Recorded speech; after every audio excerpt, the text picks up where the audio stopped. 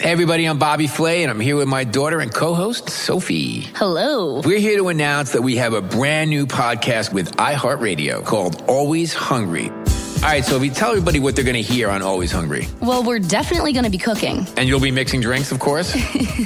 Yes, but most importantly, we'll be having those conversations at the stove and the dinner table that families love to have. Listen to Always Hungry on the iHeartRadio app, Apple Podcasts, or wherever you get your podcasts.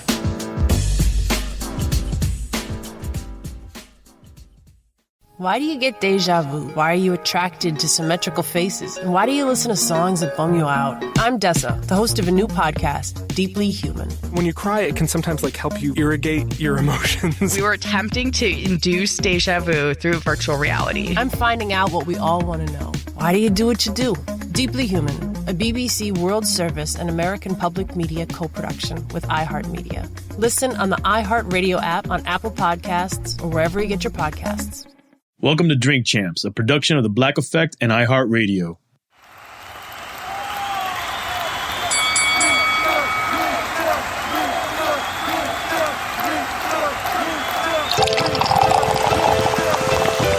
And it's Drink Champs motherfucking podcast. Make some noise!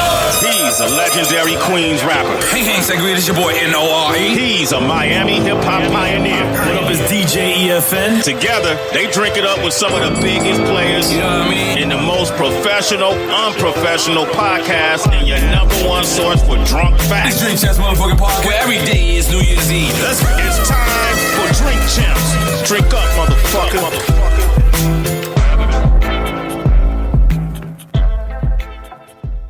What it good be? Hoping this what it should be. This your boy N.O.R.E. What up, is DJ EFN? And this is Drink Champs motherfucking crazy motherfucking hill of the hour. And that's one of all that goddamn shit. Make some noise! And right now, when you're looking at Drink Champs and you say where we started this show for, we said we wanted to have a show that we, salute our legends. And salute them now, not salute them when they in the coffin and all this. And when you look at this brother that's to the left of me, not only is he a Queens legend, facts. He's a New York City legend. Not only is he a New York City legend, facto. He's a hip-hop legend. Yeah. He has stood by the culture and put the culture on his back in many different scenarios. I remember he even had a daytime talk show. I was watching that too. He was like the Jenny Jones of it, and he kept it hip-hop. He kept it hip-hop. He was having suits on, but he kept it hip-hop. He's a part of a legendary group. One of my favorite songs of all times, Get the Gas Face. He a part of that. He later on went to have a solo career and then had success putting on one of arguably the best MCs of all times. After that, he went on and started doing radio. Heard he got a podcast coming up now. Books, all type of crazy shit. Hustling, even white rapper shows. Had to do with everything. I can keep going. So in case the people don't know who I'm talking about, we're talking about the motherfucking MC motherfucking Serch. You are truly an all-around hustler. Hey, when you from Far Rockaway, Queens, you only got one way to do it. Goddamn, make some noise for that. You gotta get it how you get it, But I owe you flowers because I'm able to do my podcast because of the success that you've had here. So we're able to, create, the Timeless Podcast Company because of the success that you've had. Yeah, well, that's a beautiful thing. Let's make some noise for that once again. You know you ain't drinking, but the Serch is how we do. Which bottle do you prefer I drink? This is, I'm a champagne guy. I see that. I think you should go with the rosé. Rosé? Everybody picks rosé. Everybody picks rosé. Okay, we're going to be gold after this. Okay, after we drop the gems, we'll be gold. And after that, the platinum. So let's take it from the beginning, right? The beginning when hip-hop first came on the scene, you started out as a third bass? Is that where... No. I was a solo battle MC. Really? Yeah. So when I was coming up, it was just... So you got to imagine taking the A train from Far Rockaway to when I went to high school, music and art, on 135th and Convent. That's Manhattan. Okay, yeah. So my favorite group that I heard in the street on those cassette tapes was a group called the Kango Crew. 4 MCs. They had little skits that they would do around like Uptown and all of that. Hillbilly Girl, Indian Girl, like funny shit. And it was, 4 dudes. And I went to my first day at high school. And I went to the lunchroom and I see the cipher in the lunchroom. I need regular cups. Y'all ain't giving me no regular cups with Mr. Lee. Let me get a regular cup. Go ahead. High school. And I see these dudes rhyming around the lunch table. So I go stand on the lunch table and I see these 4 dudes and they're doing the routine. Right. And then they got all the matching colored Kangos. Right. They got the Tigra shirts. That was that era of that, right? Yeah, 1980. Right. And the dude that was next to me was like, we had a big brother, big sister program where a freshman and a senior would walk you around the school. So my man, Steve Bosco, may he rest in peace. I turned to him and I said, yo, they doing the Kango Crew. And he said, motherfucker, that is the Kango Crew. Oh, shit. Right. And it was... Oh, you thought they was impersonating the Kango? Okay, because I'd never seen rappers in person, and all I heard was these 4th and 5th generation cassette tapes. Right. I'd never seen them in person. I just knew the dudes' names. Were you starstruck? Please, man. I ain't never seen a star in my life like that big. Right. And it was a guy named Ricky D, who became Slick Rick. It was Dana Dane, who became Cinderfella Dana Dane. Right. And their homeboys, Lance, Romance, and Omega. And that was the Kango Crew. Yeah, that was the Kango Crew. Yeah. Okay. And then right next Wu-Tang Clan. Right. And then they stopped doing that, and then all of a sudden this dude beatboxes, and his name is Dougie Fresh, right? And they start doing this record called Lottie Dottie. I'd never heard before. Well, you're witnessing history right now. So I knew all the words to Lottie Dottie before Lottie Dottie ever came out in 85. And this is a fact, though, I'm going to tell you. I was so enamored with it that when I went back around my way, I knew nobody heard it. So I started saying them rhymes like they were mine, right? And to impress girls. I go on, right? To party, we don't call me and my man Kev Love, right? So 85 record comes out, and I'm at McDonald's in Lynbrook coming out of Hot Skates. And the record comes on, Red Alert plays it. Because, Kiss FM, they had the shows Friday, Saturday night. And the girl that was dating this Dominican chick who would hook me up with free Big Macs was at the counter. And she goes, oh shit, there's Ricky D. Dominican always got the hookup. And the dude behind me goes, motherfucker, that ain't Ricky D. She blows up my spot, so I boogie. But it was that indoctrination in watching the dudes. Like right next to him was this dude, J. Cool. And J. Cool and his brother formed the Fresh 3 MCs. And before I left high school, I'm hearing F-R-E-S-H, fresh, yo, that's fresh. Pumpkin and the All-Stars. I was having OC and Crazy Eddie were coming to my school, dating this girl in the shell. They had a record called Problems of the World Today. So I'm like 17 years old, and I'm like, damn, like, I can do this. And my man, Mathematics and Understanding, were like, no, you can watch it, but you can't be a part of this. You're a white boy. You're a devil. Oh, you could come to the dinner table. Wasn't the Beastie Boys out like before? No. Wait, so this is 84. So Beastie Boys in 88? Beastie Boys came in 86. 86. Yeah, okay, this is 84. Okay. Right. This is mad early. All right. Because I graduated high school in 85. Okay. So I actually graduated high school with Mark Pitts, Changing Faces. So I knew I could do it. I knew I could do it, but I wasn't really allowed to do it. So I was just a battle MC. Wow. So I was basically, my man Math and my man Understanding would have me battle all through the 5 boroughs. Right. And they were moving their little things, right? Yeah.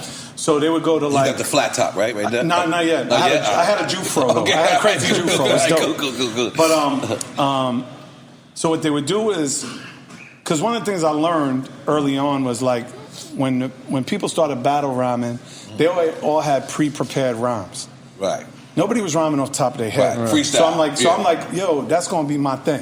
Right. I'm a freestyle. I'm gonna come off the top of my head and be just as good and better. Better. Fuck good. Better. Because I had to be 10 times better. Because I'm the only fucking white boy out. The only other white people you saw at the park tents was the police. Right. I was the only white boy out. You said the police? Yeah. Oh, okay. That was the only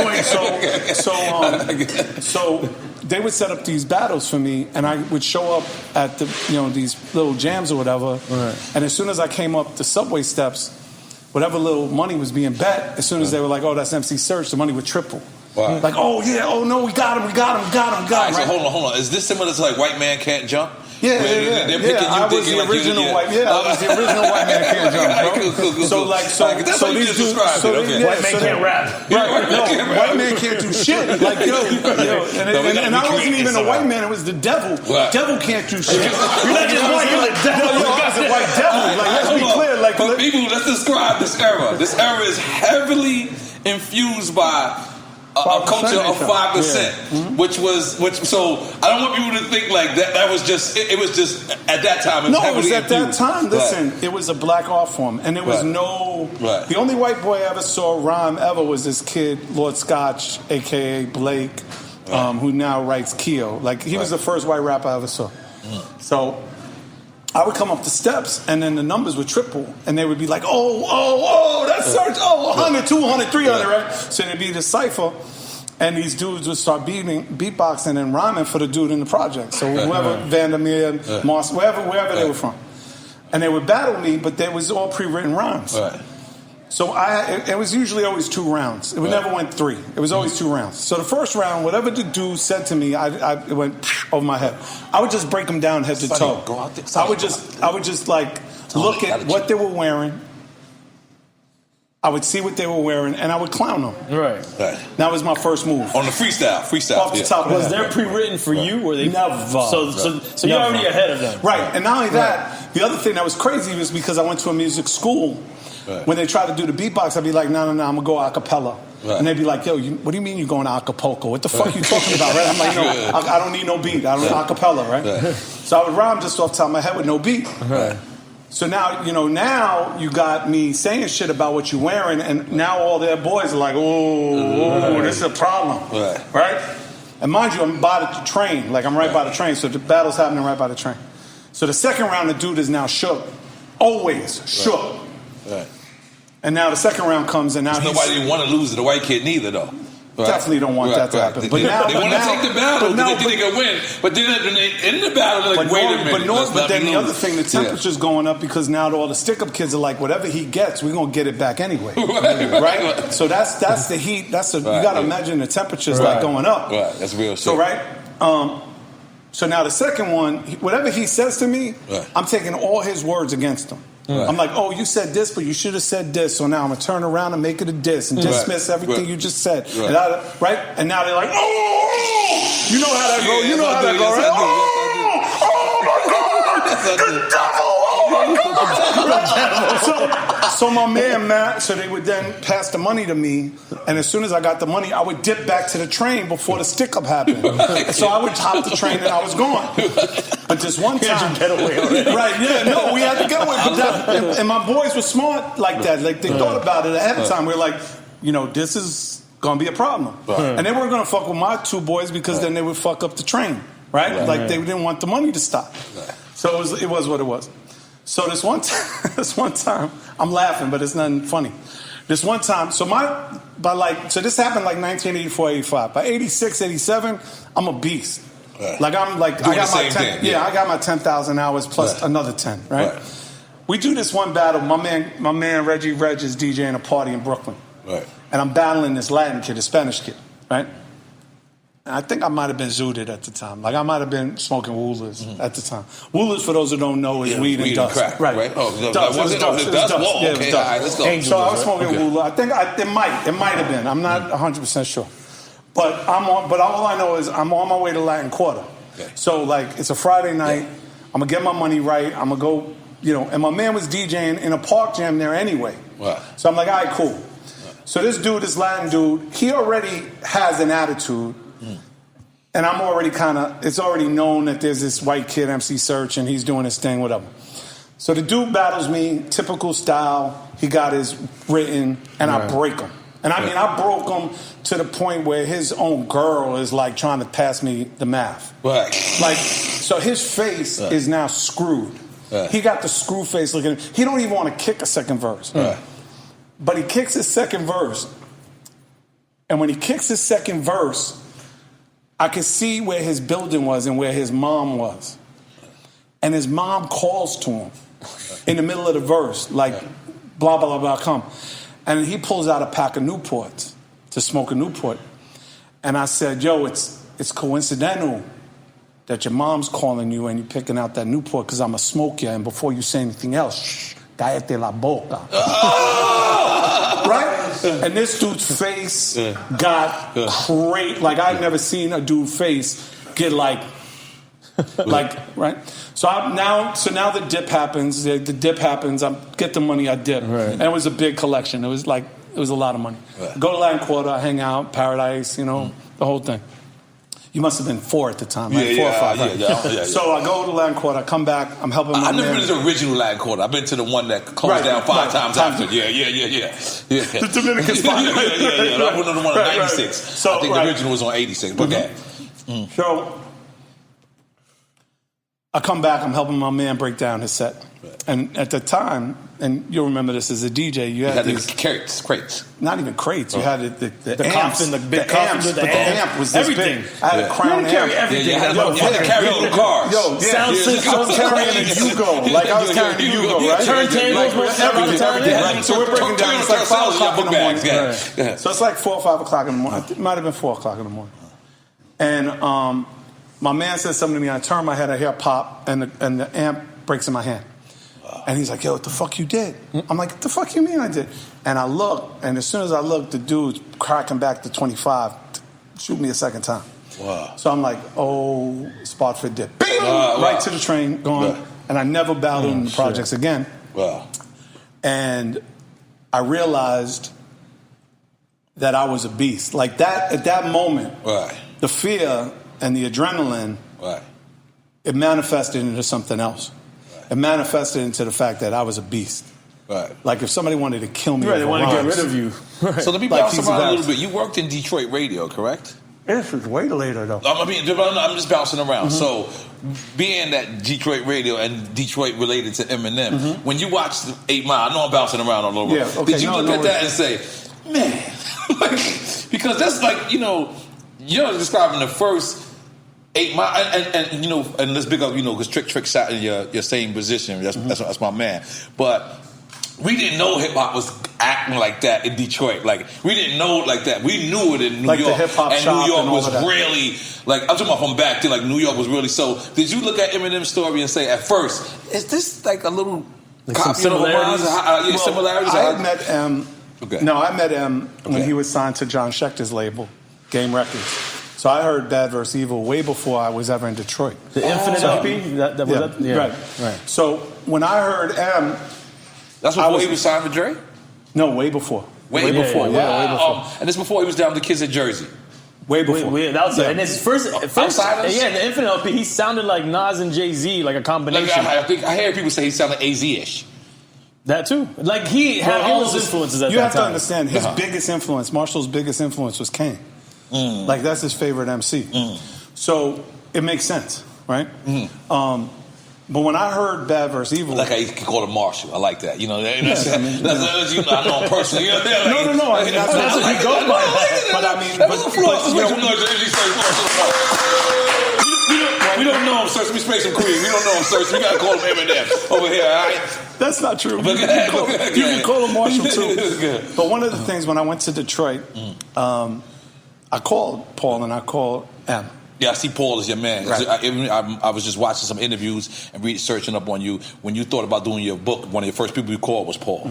Okay, cool. Well, Paul was heavy as a lawyer, repping a lot of people in New York before M got put on. Correct. A lot of the underground, a lot of the Ruckus era people. Yeah, like, and he was also an MC. But he was an MC and he was Raucus lawyer? No, not Raucus, but a lawyer for a lot of those MCs that was on like the Backpack era. A lot of the guy who designed our logo, Scam.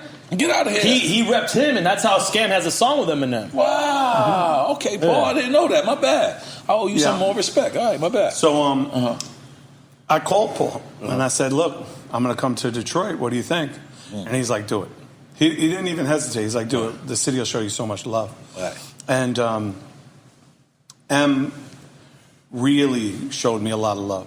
Because at the time, him and the station I was working at, JLB, didn't see eye to eye. Wow. But when 50 came into Detroit during the G-Unit era, we did a 5-day special with 50. Like, when M would drop something, he would come to me first. Like, when M had the Benzino beef, he came to me first. Like, he really really, really showed me a lot of love. And when we did the Hip Hop Summit with Russell. I was there. I mean, Nas was there. Yeah, it was 13,000 people were in this. I mean, 13,000 people to come hear rappers not rap, to talk about economic independence. N.O.R.E. spent 25 minutes talking about investments in property, talking about long-term investments in stocks and bonds, and also protecting his royalties through his lawyer and through his management. And that was the two most important things for him to make sure that he had proper when he was getting ready to start to invest. Real shit. So that's 2003. That's the only time I met Eminem ever in life. Is that time in Detroit Hip Hop Summit. It's the only time. And he was so like, it was amazing. Like to see Nasir, to see M, to see N.O.R.E. And you know, and the truth of the matter is, Russell was there. Obviously, Russell was there. Russell, Dougie Fresh. There was a lot of people there. All right, let me bounce around because you just gave me the alley-oop. Yeah, please. No. I'm gonna give you the. There's gonna be plenty of alley-oops, brother. I hope you got your hops. Listen. Because I read somewhere that you had a choice between OC and Nas to sign. Damn, that was at the same time? No. I signed both. No, I signed Nas so it wasn't and a choice. Yeah, it wasn't a choice. Yeah, I know you signed them both. Okay. But at one point, didn't you sign OC first? I did sign OC first. And he was on the original Back to the Gorilla Grant. Yeah, there's a remix. And there's a remix is with Nas where he... No. Okay. So this is... No. So OC was already signed to Searchlight. He had Fudge Pudge out. You know, I love that verse. Is one of the greatest verses to me. Two of the greatest verses in the early 90s is obviously Live at the Barbecue and Fudge Pudge. Okay, let me ask you something. Yes, sir. Make sure we go back to our question. Live at the Barbecue came out first. Yes, sir. Okay, all right, cool. Continue your story. Yeah. All right, we was debating. And I don't like to Google sometimes. I said, I got the guy right here. I'm going to ask him. Fuck Googling it. Right. I'm sorry. Continue your story. Good. No, and so when I met Monch and I met Poe, and I was like, yo, I got to sign him. Organized confusion. All right, organized confusion. I'm talking like real. I'm forgetting the whole world. We got a couple like 4 people who watch us. If somebody wants to Google, we got to give them that information. So organized confusion. Right. So I signed OC, and then I was in the studio working on my solo album, and Percy P, the Riddler, Nas came into the studio with my man Rob Tulo, Reef, Daddy Free, and Stretch, and they all came in, and we were gonna do Back to the Grill regardless. Back to the Grill was going to happen regardless. Right. And everybody did and Akinelli was there too. Right. Sorry, pardon me. Goddamn, Left Right, we in the building. Goddamn. So wait, Live at the Barbecue had already came out, right? And this is a play off of that song? No. This is now when I'm doing my solo album in 1993. This is like 3 years later. Right. But it's not a play Live at the Barbecue was 90? Is that same 1990? Okay. I'm saying play off of it because Live at the Barbecue and it's Back to the Grill again. It feels like it's a play off. No, because we know that's I didn't even think about that. And it's not both times. No. We had a song on our Cactus album called Kick 'Em in the Grill. Yeah. So that's what OC was on, right? No, Kick 'Em in the Grill. No, Kick 'Em in the Grill was Chub Rock. Okay, yeah. That was my Back to the Grill again was from Kick 'Em in the Grill. Right, got it. Because when we did shows, that was one of the biggest, like when we did Kick 'Em in the Grill on tour, like everybody loved that record. Right. So I was like, fuck it, I'm going to do Back to the Grill again. But I'm going to have other people on it. Yeah. And Red Hot Leviton was already my man. He was in the lab anyway. Right. And he wanted me to manage him as an artist, not as... When I was... Niggas give me hip-hop chills right now. When I was the senior VP, when I was at Wild Pitch, and I brought one of the records that was already there was Third Eye. And there's a record with Jess West that we had called Put Your Boots On. Right. Let me tell you something. I was so fucking happy to be at Wild Pitch because I had OC, I had Jess West, I had Kool Keith, I had Large Professor, and I was just about to put out Illmatic. Like, I was about to be the hottest motherfucker in the game. You're going way too fast right now. Yeah, that's crazy. It's like you're drinking. You ain't even drinking. That's why I don't drink and that's why I don't smoke, because my mind goes. So we go back to the grill. So we're doing Back to the Grill again, right? All those dudes come in. Nas stays behind. Everybody bounces. Ak tells me, he's like, yo, I'm about to sign my deal at Warner Brothers. I'm not sure I can be on this single. I'm going to rhyme anyway, but I'm not sure I can be on it. Percy P and the Riddler, they also said they had deals. They didn't know if they could be on it. Always down with me, so it was going to happen. All right. So Nas stays behind. And when everybody leaves, Nas tells me, like, he got this deal he don't feel right about. and he wanted me to take a look at it.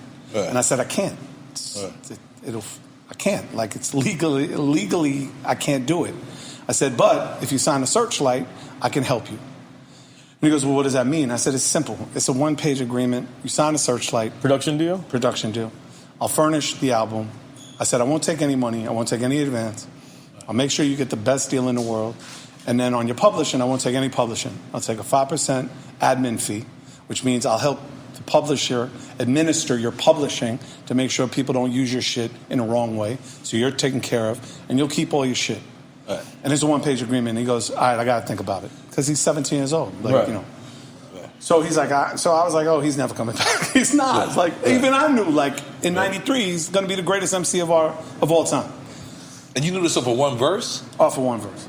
And that one verse, one credit to Live at the Barbecue. Let me put it this way. Okay. When I heard CNN's first album. No, let's take this right here. No, not fuck you. I need you to hear this. I need you to hear this. I need you to hear what you want to finish. I'm going to say what I'm going to say, but I need you to hear this. When I heard the War Report, yes, and I got a call from Neil Levine to work, what? I did it for free. I worked that record for free. We'll give you your flowers. We'll give you your flowers. This story is too crazy. Hold on. So the next day, the next day, I'm in the studio working on Back to the Grill again. Okay.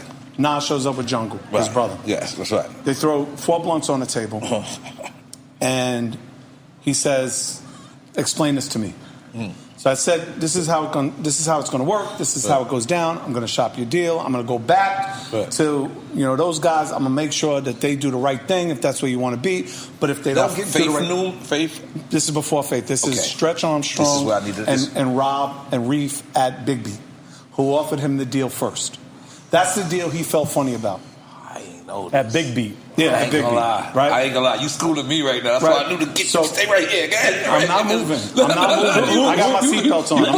Just to get to because I ain't gonna lie. I never heard this. But who's at Big Beat at the time? Just to understand that era. He said Stretch and Bobby, you said? Or Stretch? No, but those are Stretch and Reef. Reef. Okay, they wound up at Shade 4. And Craig Kalman was the head of Big Beat. It was his label. So he's not at Atlantic. He's not at Warner, Craig Kalman, at this time. It's part of the Atlantic system. Okay, go ahead. But he's got his own imprint. Okay. He put out the Double X Posse. He was putting out the Artifacts with Reef, who had signed those groups. And they were going to sign Nas. Okay. So we just get to smoking and chilling. Okay. And then he says, you know what? I'm going to fuck with you. Signs the paper. The next day, I go to Reef and Stretch.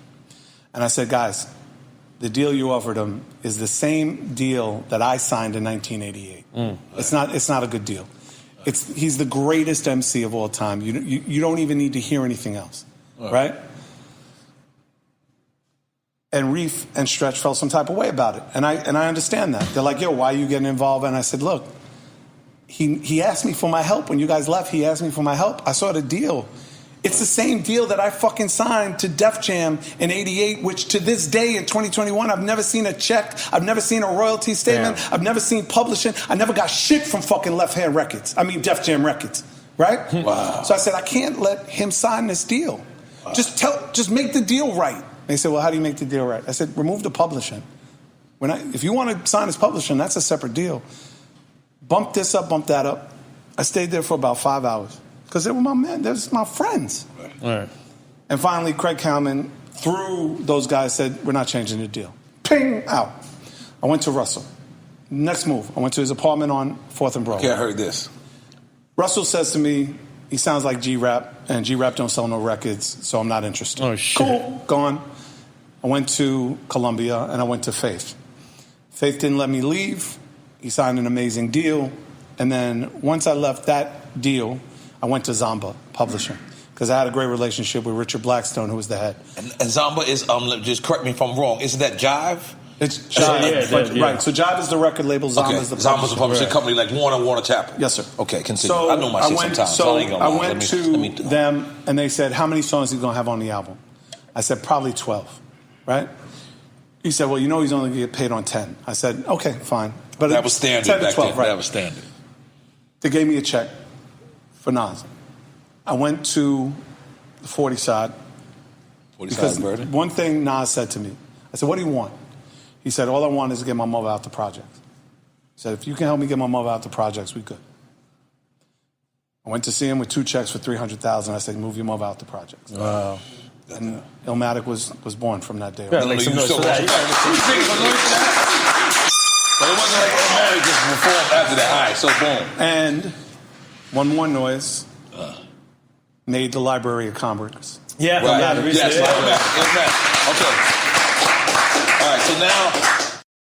Oh, hey, you. It's Nicole Lappin, New York Times bestselling author, the only financial expert you don't need a dictionary to understand, and now the host of the new iHeartRadio daily podcast, Money Rehab. So here's the deal. I'm going to rehab your money so that you can get your financial life together once and for all. Invest your time in listening to Money Rehab. I promise you the ROI will be worth it. And if you don't know what that means, then you should definitely subscribe. Find Money Rehab on the iHeartRadio app, Apple Podcasts, or wherever you listen to your favorite shows. Hi, I'm music journalist John Wiederhorn, host of a new podcast, Backstage, The Devil in Metal. Join me for stories on the origins of how Satan slithered his way into metal music and up the ante on the phrase sex, drugs, and rock and roll. Backstage, The Devil in Metal premieres May 14th. Listen and follow on the iHeartRadio app, Apple Podcasts, or wherever you listen to podcasts. You get the check, right? You guys get the check. All right. Now, how does the actual making of Illmatic start? Because when we Google you, they credit you for executive producer Illmatic, and it was written. Correct. All right, so let's just stay on Illmatic. Yeah. So it was really simple. My role was really simple. Make everything easy for Nas. Mm-hmm. I obviously I could not help him make a record. Like, that's fucking ridiculous. Right? It's like a blind man helping Picasso. It wasn't going to happen. Right. So all I know I could do really is never heard that type just of analogy, and I like it. I'm still an MC. Don't get it fucked up. He got bars. Still got bars. So my job was simple. Whatever the producers made, I made sure the samples were cleared. Period. Okay, Serch, I just want to stop you for 1 second. Yes, but that's important what he just said. When I say, a lot of times I say, Pharrell came to me and I just knew this guy was going to be the next guy. I just knew it. And it's easy for me to say, but I want you to really break it down for people who will never actually visualize that actual time era.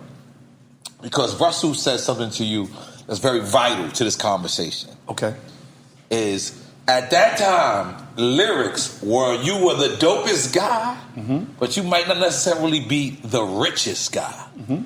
So how does this process start of this Illmatic and what role was you playing at that? Okay. Yeah, so one thing I tell young artists all the time is that the most important part of the journey when you sign a contract isn't the advance.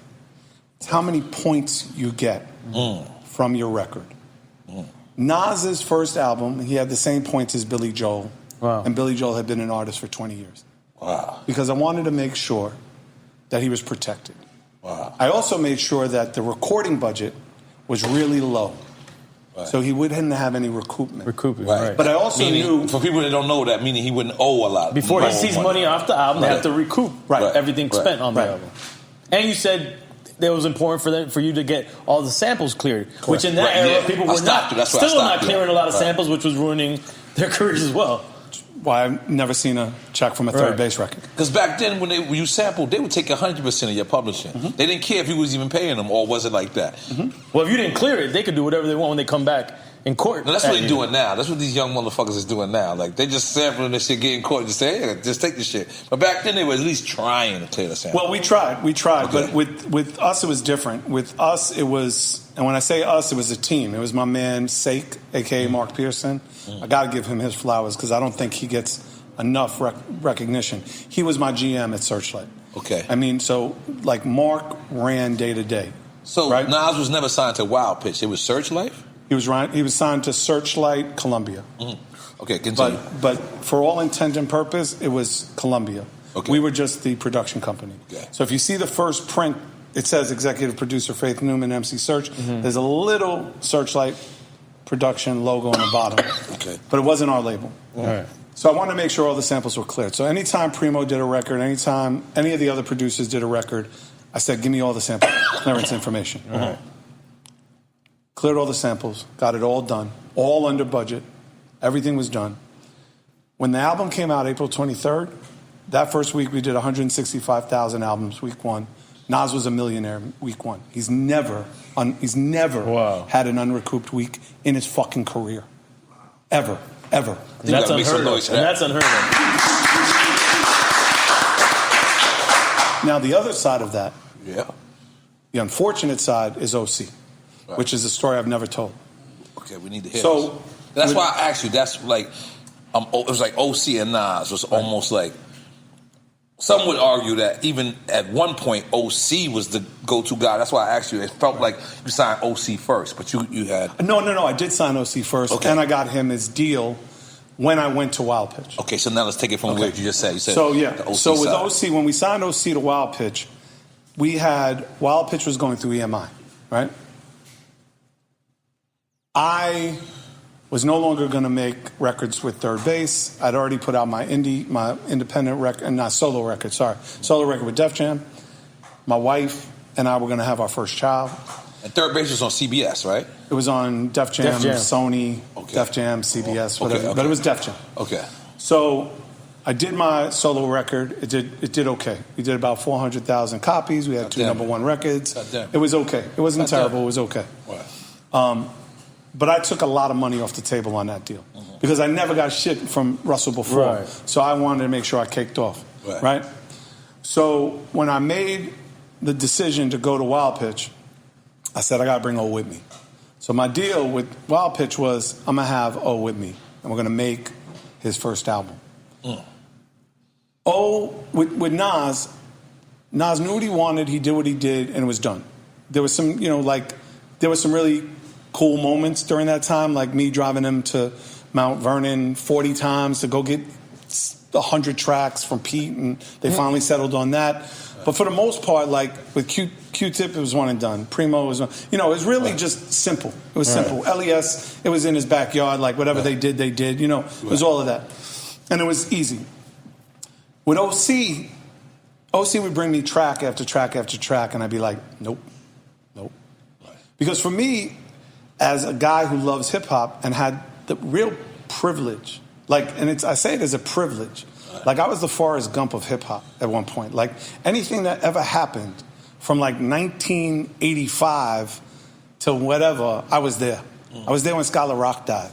I was there when KRS and Melly Mel battled in Latin Quarter. I was there at every juncture I was there when Public Enemy got booed off the stage at Latin Quarter, and a year later came back with Rebel Without a Pause. I was there. I witnessed it. Film. You know what I'm saying? I was there. I was there when G-Rap told me there was a kid in Left Rack, a.k.a. I-Rap. Him and his man were coming together with a group. I was there because he lived around the corner, and he had an artist named White Boy. Oh, yes, he did. Yes, he did. Right? So I was just the Forrest Gump of hip-hop. I was everywhere, right? So with O, he'd make song after song after song, and I'd say, no, we're not ready. It's not ready. You're not ready. It's not ready. And it got to a point where we almost, on a regular basis, we would almost get to fisticuffs on the roof of Wild Pitch, where I thought every time, I might get thrown off the roof or he might get thrown off the roof. But I said, please, just trust me. Trust me. When you make the right record, we'll know, and everything else will happen. Please believe me. I'm in my office. O comes in. He's dead silent. And he pushes me out of the way and I'm like, oh, here we go.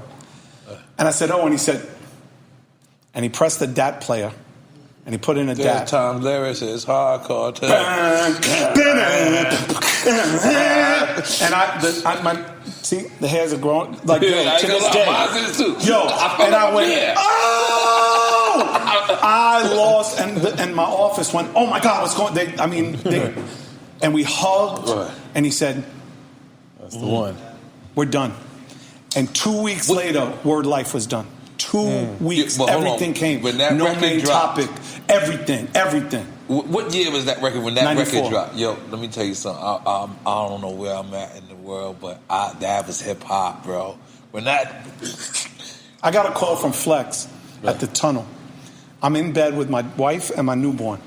If you look at the OC album, Word Life, on the bottom left corner, there's a baby in a bassinet with light shining on it. That's my daughter. Wow. That's my oldest daughter. Wow. I get a call at midnight. It's Flex from the tunnel. Come now. And my wife's like, you ain't going nowhere. I'm like, Flex just called me to the tunnel. I'm gone. Like, I said, I love you, honey. You and I we will work on our relationship in the morning. But I'm gone.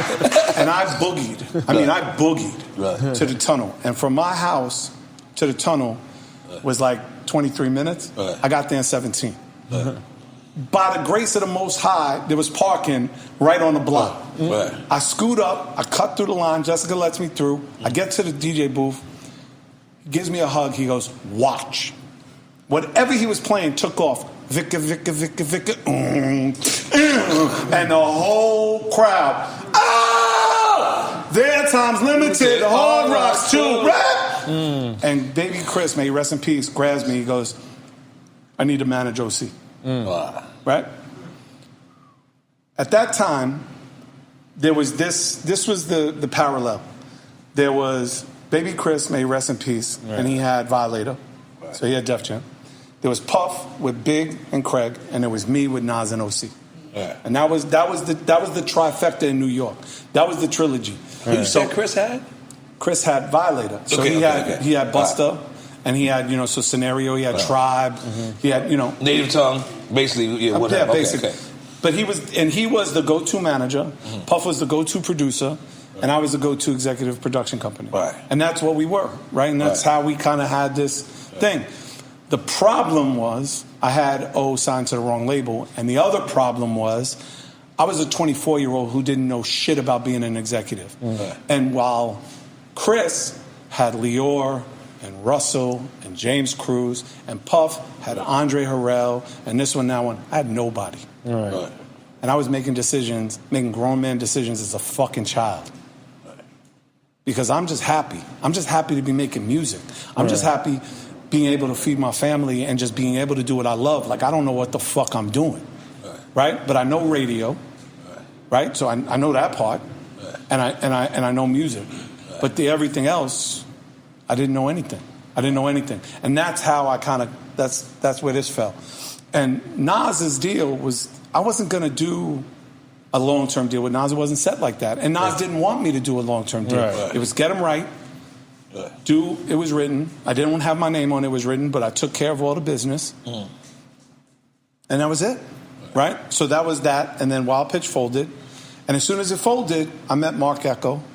And I started building Ecko Unlimited with Mark. Right, the clothing line. Yeah. Wow. So you were part of the beginning of the clothing line as well. Yeah. Right. Yeah. I did all the marketing and promotion for Ecko Unlimited at the beginning. When I met Mark was doing shirts on Broadway. Right. And it was Ill Bill, my man, who we later did nonfiction together, who said to me, yo, there's this dude, he does shirts, you should check him out, he needs help, it's Ecko Unlimited. So we went from 95 doing, I don't know, a couple of 100,000 a year, to when I left in 98, 99, we were at 957 million a year.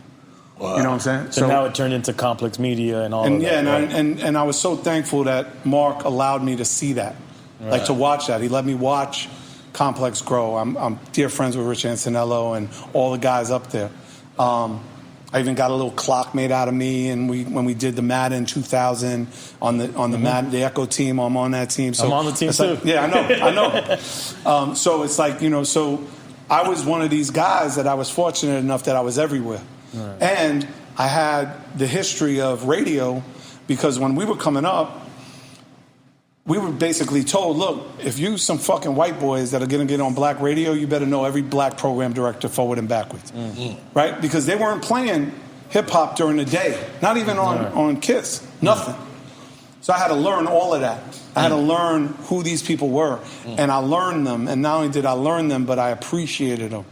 So the first radio station I ever went to pitch my record, Step Into the AM, was Helen Little at DAS. And Wes Johnson at the time was the head of... So you had to work your own records? Yeah. I had to work them. So I'm about to break it down. So when we went to see Helen Little at DAS in Philly, shout out to Philly, she was the first woman in urban radio to run a group. DAS was like a group. Right. And when I went in there, I started telling her about her history. Started telling her how I knew how she came up. I knew what she did because I went to the New York Public Library and studied. There was no fucking Google. Right. Fuck a Google. Right.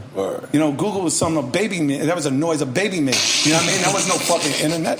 You know what I mean? It was me going to the... But I knew them. Right. And my favorite story is, so I went in there for 45 minutes. When I left, Wes went in there, 5 minutes, comes out. And this is like a corporate urban station. Mm-hmm. And Wes Johnson, may he rest in peace, he was like a mixture between Jim Brown and Don King. Hair, like this, 6'7", and he goes, "You! I want to see you in the fucking back of the station right now." And I'm shook. I'm fucking 6'1", 215. He's fucking 6'6", 3-something. And he says to me, "Meet me by the dumpsters." You know what that means. Right. And I just said, and he pulls me in there and he goes, "I want to know everything you just said to Helen Little. I want to know every fucking thing you just said." So my voice goes up about 10 octaves. "I told her about what time she was doing." And I run down everything. He goes, "Let me tell you something. Let me tell you something, you little fucking white boy. Let me tell you something. I got Public Enemy. I got LL Cool J. I got Slick Rick. You know what the fuck you just did to me?"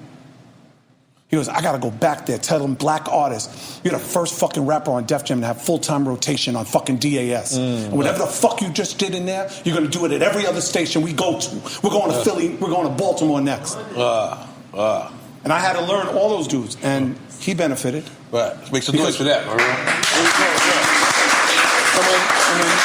I don't know if this is a rumor or not,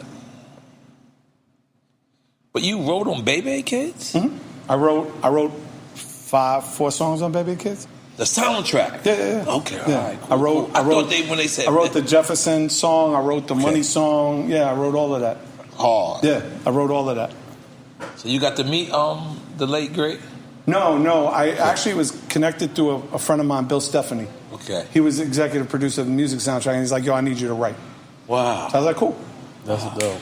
That's cause, Baby Kids is one of my favorite movies of all time. But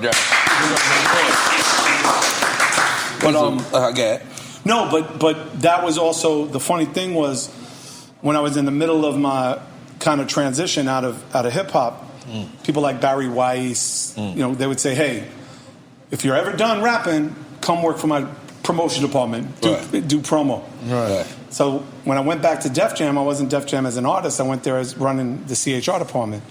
And when I left there, I started working records. And one of the first records I worked was N.O.R.E.'s records. Wow. But also Searchlight promotion, I think 80% of every hip-hop record that it came out of a label, we worked. Right. So now let me fast forward. Boom. You work with Nas, you do this. Nas and Jay actually have this moment against each other. Mm-hmm. Then Jay uses you as a punchline.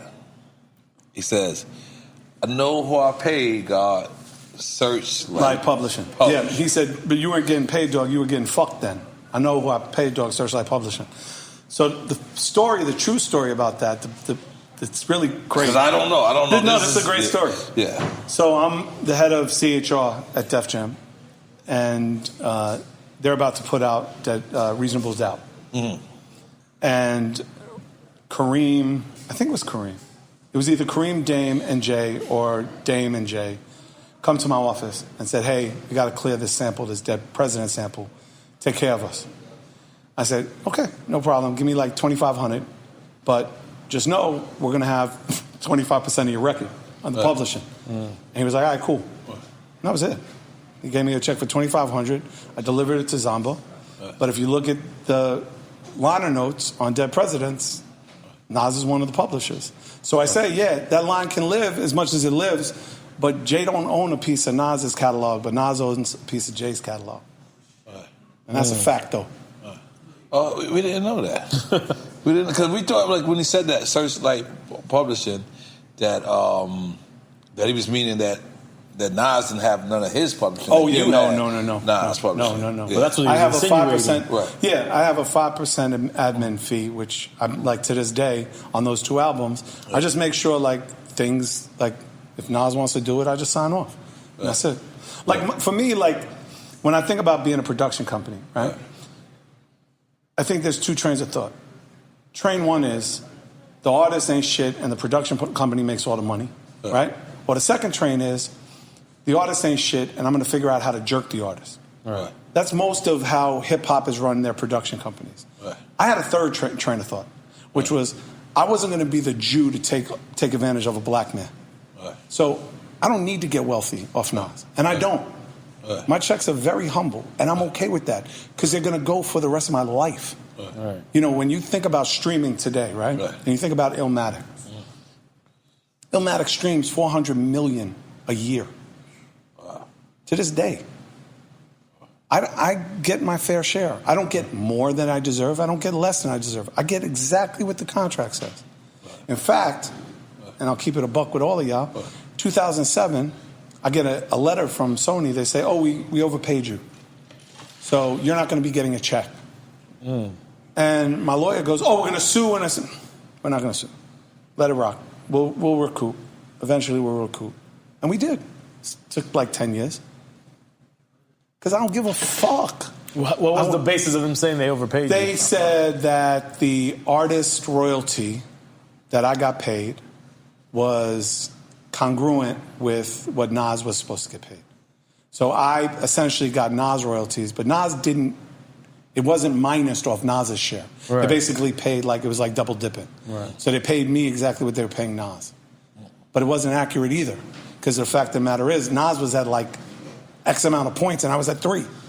So that was the only correction we told them. And after they made that correction, they fixed it, we kept it moving. It was done. One and done. But it took like 10 years for me to ever see another check. And again, I'm okay with that because to me, the ability to earn isn't about one thing, right? I learned a long time ago, it's not the strong who survives, it's the flexible, right? So I would much rather fight Mike Tyson than a Yogi. Because a Yogi is going to bend me up in fucking ways that I'm never going to get fixed again. At least with Mike, I know when it's coming. I see the punch coming. I know I'm going to get hurt. Yogi? Well, I don't know what that like is. Yoga, like a yoga person. A yogi. A guy who's like can bend and because if he if he fucking grabs you, like if a yogi grabs you, bro, and he knows how to bend your body, yo, you might be fucked up for life. At least if Mike hits you, you're gonna be in pain. Right. Let's be real clear, you're gonna be in pain, but you're going to be able to recover. But if a yogi bends you in a way, your body might never recover. So I say I would much rather be flexible. I much rather be like water. Right. Than be like a fucking wall. Right. But did you receive like slack because of that? Because a lot of people, like I said, a lot of people took it as Serch owned the Nas publishing. No, in fact, it was the exact opposite. Whenever that fucking verse came on in the club, I would get love, like because my name got mentioned. People didn't even realize what it meant. Right. They were like, "Oh shit, not Jay mentioned Serch. That's fucking crazy." So you sure you never got nothing bad, like even from like Nas camp or something? No, Nas and I it's all love all the time. Okay, that's beautiful. You know, even like if you think about all the times Nas has mentioned me on his records, there's like 7 records where he mentions like our friendship or how I did him right. You know what I mean? Like he's never once said anything bad about me because he has no reason, because I treated him like a grown-ass man. I treated him like a professional. And I treated his music like a business. So that he would never have to worry. And his daughter would never have to worry. His daughter and my daughter, same age. They were born a month apart. His daughter and my daughter never have to worry. God damn, make some noise for that. So did you ever repair the beef with MC Hammer? Because you gave him the gas face. Yeah, no. I wouldn't listen to the gas face again, and his might have been the harshest gas face you gave out. Didn't you say somewhere that he put out a hit on you or something? Yeah. But Elroy Cohen. Who the hell is Elroy Cohen? Leo. That was Leo? Why was it Elroy? Oh, no, because we just wanted to make fun. Okay, let's go Hammer first. No, but here's the thing. So I've been in recovery now, it'll be 10 years, right? So one of the things that I'm coming up to in 9 years of recovery is making amends. Yeah, and you got to make amends to him. Yeah. Can I say from the outside looking in? But I want you to continue to make your amends. But I looked at it again today, and I know I just said this earlier, but I want to just reiterate. I think his might have been the most harsh gas base because you put his glasses and the hammer. Yeah, you had a hammer thing. Then you had a guy walk through. Yeah, that was the Too Big MC. That was his co-host. Okay, I'm sorry. Go ahead, but the point is. Okay, what happened? Well, the point was that he dissed Run DMC, and for me being a Queens kid, yes, and having Jam Master Jay, may he rest in peace, put me in the game, it was unforgivable. Like it was unforgivable, but it was an MC thing. Not only did you diss him, you asked the crew, what do we think about Hammer? Right. But that's not why. But that's not why you Hammer doubled down. Yeah, but that's not why Hammer put the hit out on us. Okay, all right, let's take it there. He legit put out a hit? Yeah. He put the hit out on us. Hammer is gangsta. He put the hit out on us because my old partner on the Cactus record, which was a song on the album, Hammer's record was Turn This Mother Out, right? Mm-hmm. Turn This Mother Out. Right. I know kind of all like hip-hop. that. Right. I know all hip-hop. Go ahead. My old rhyming partner said that the Cactus, our album, the Cactus turned Hammer's mother out. Oh. Right? But that, and let's be real clear about two things.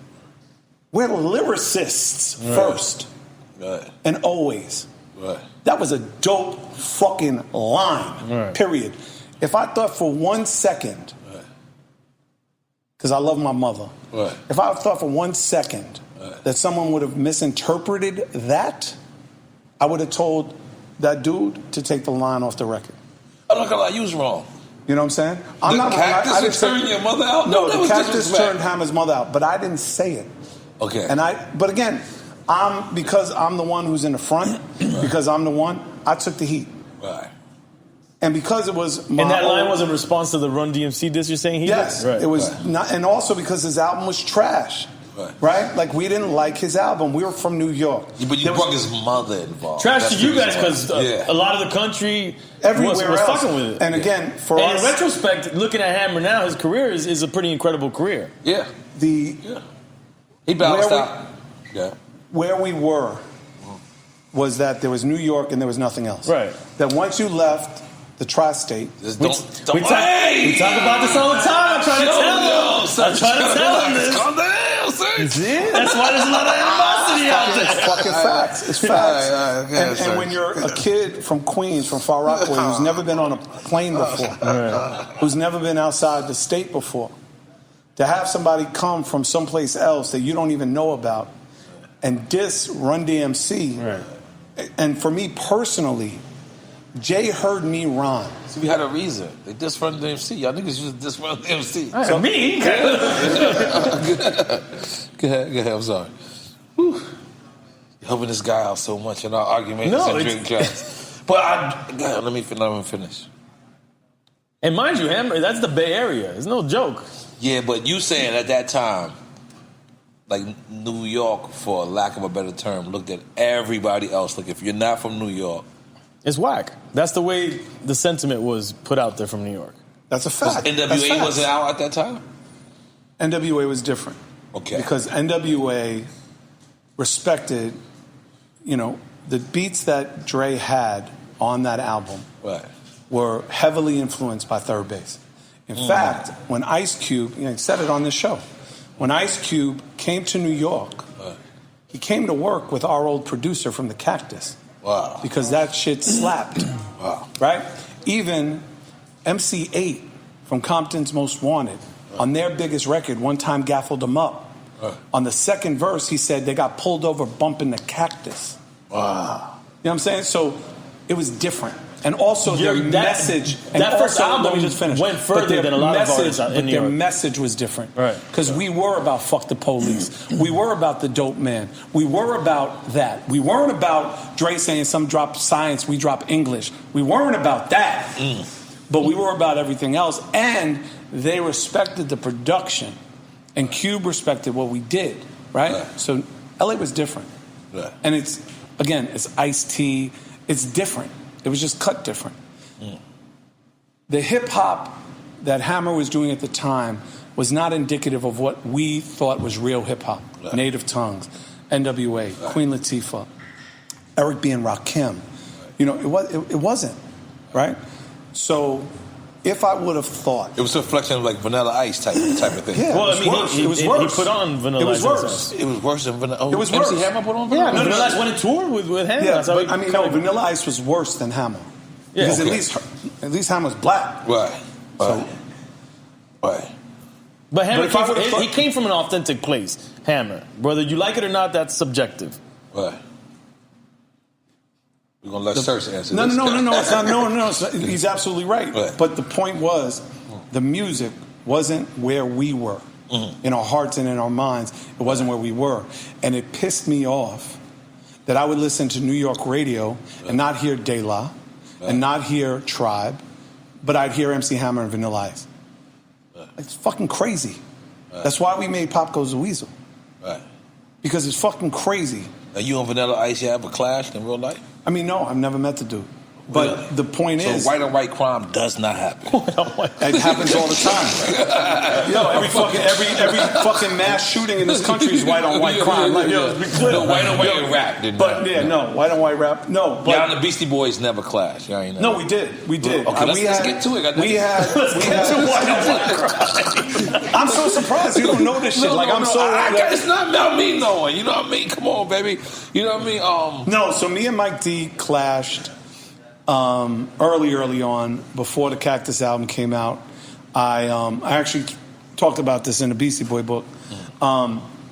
We clashed because I went to Mike D's house and I asked him about this is Lower East Side.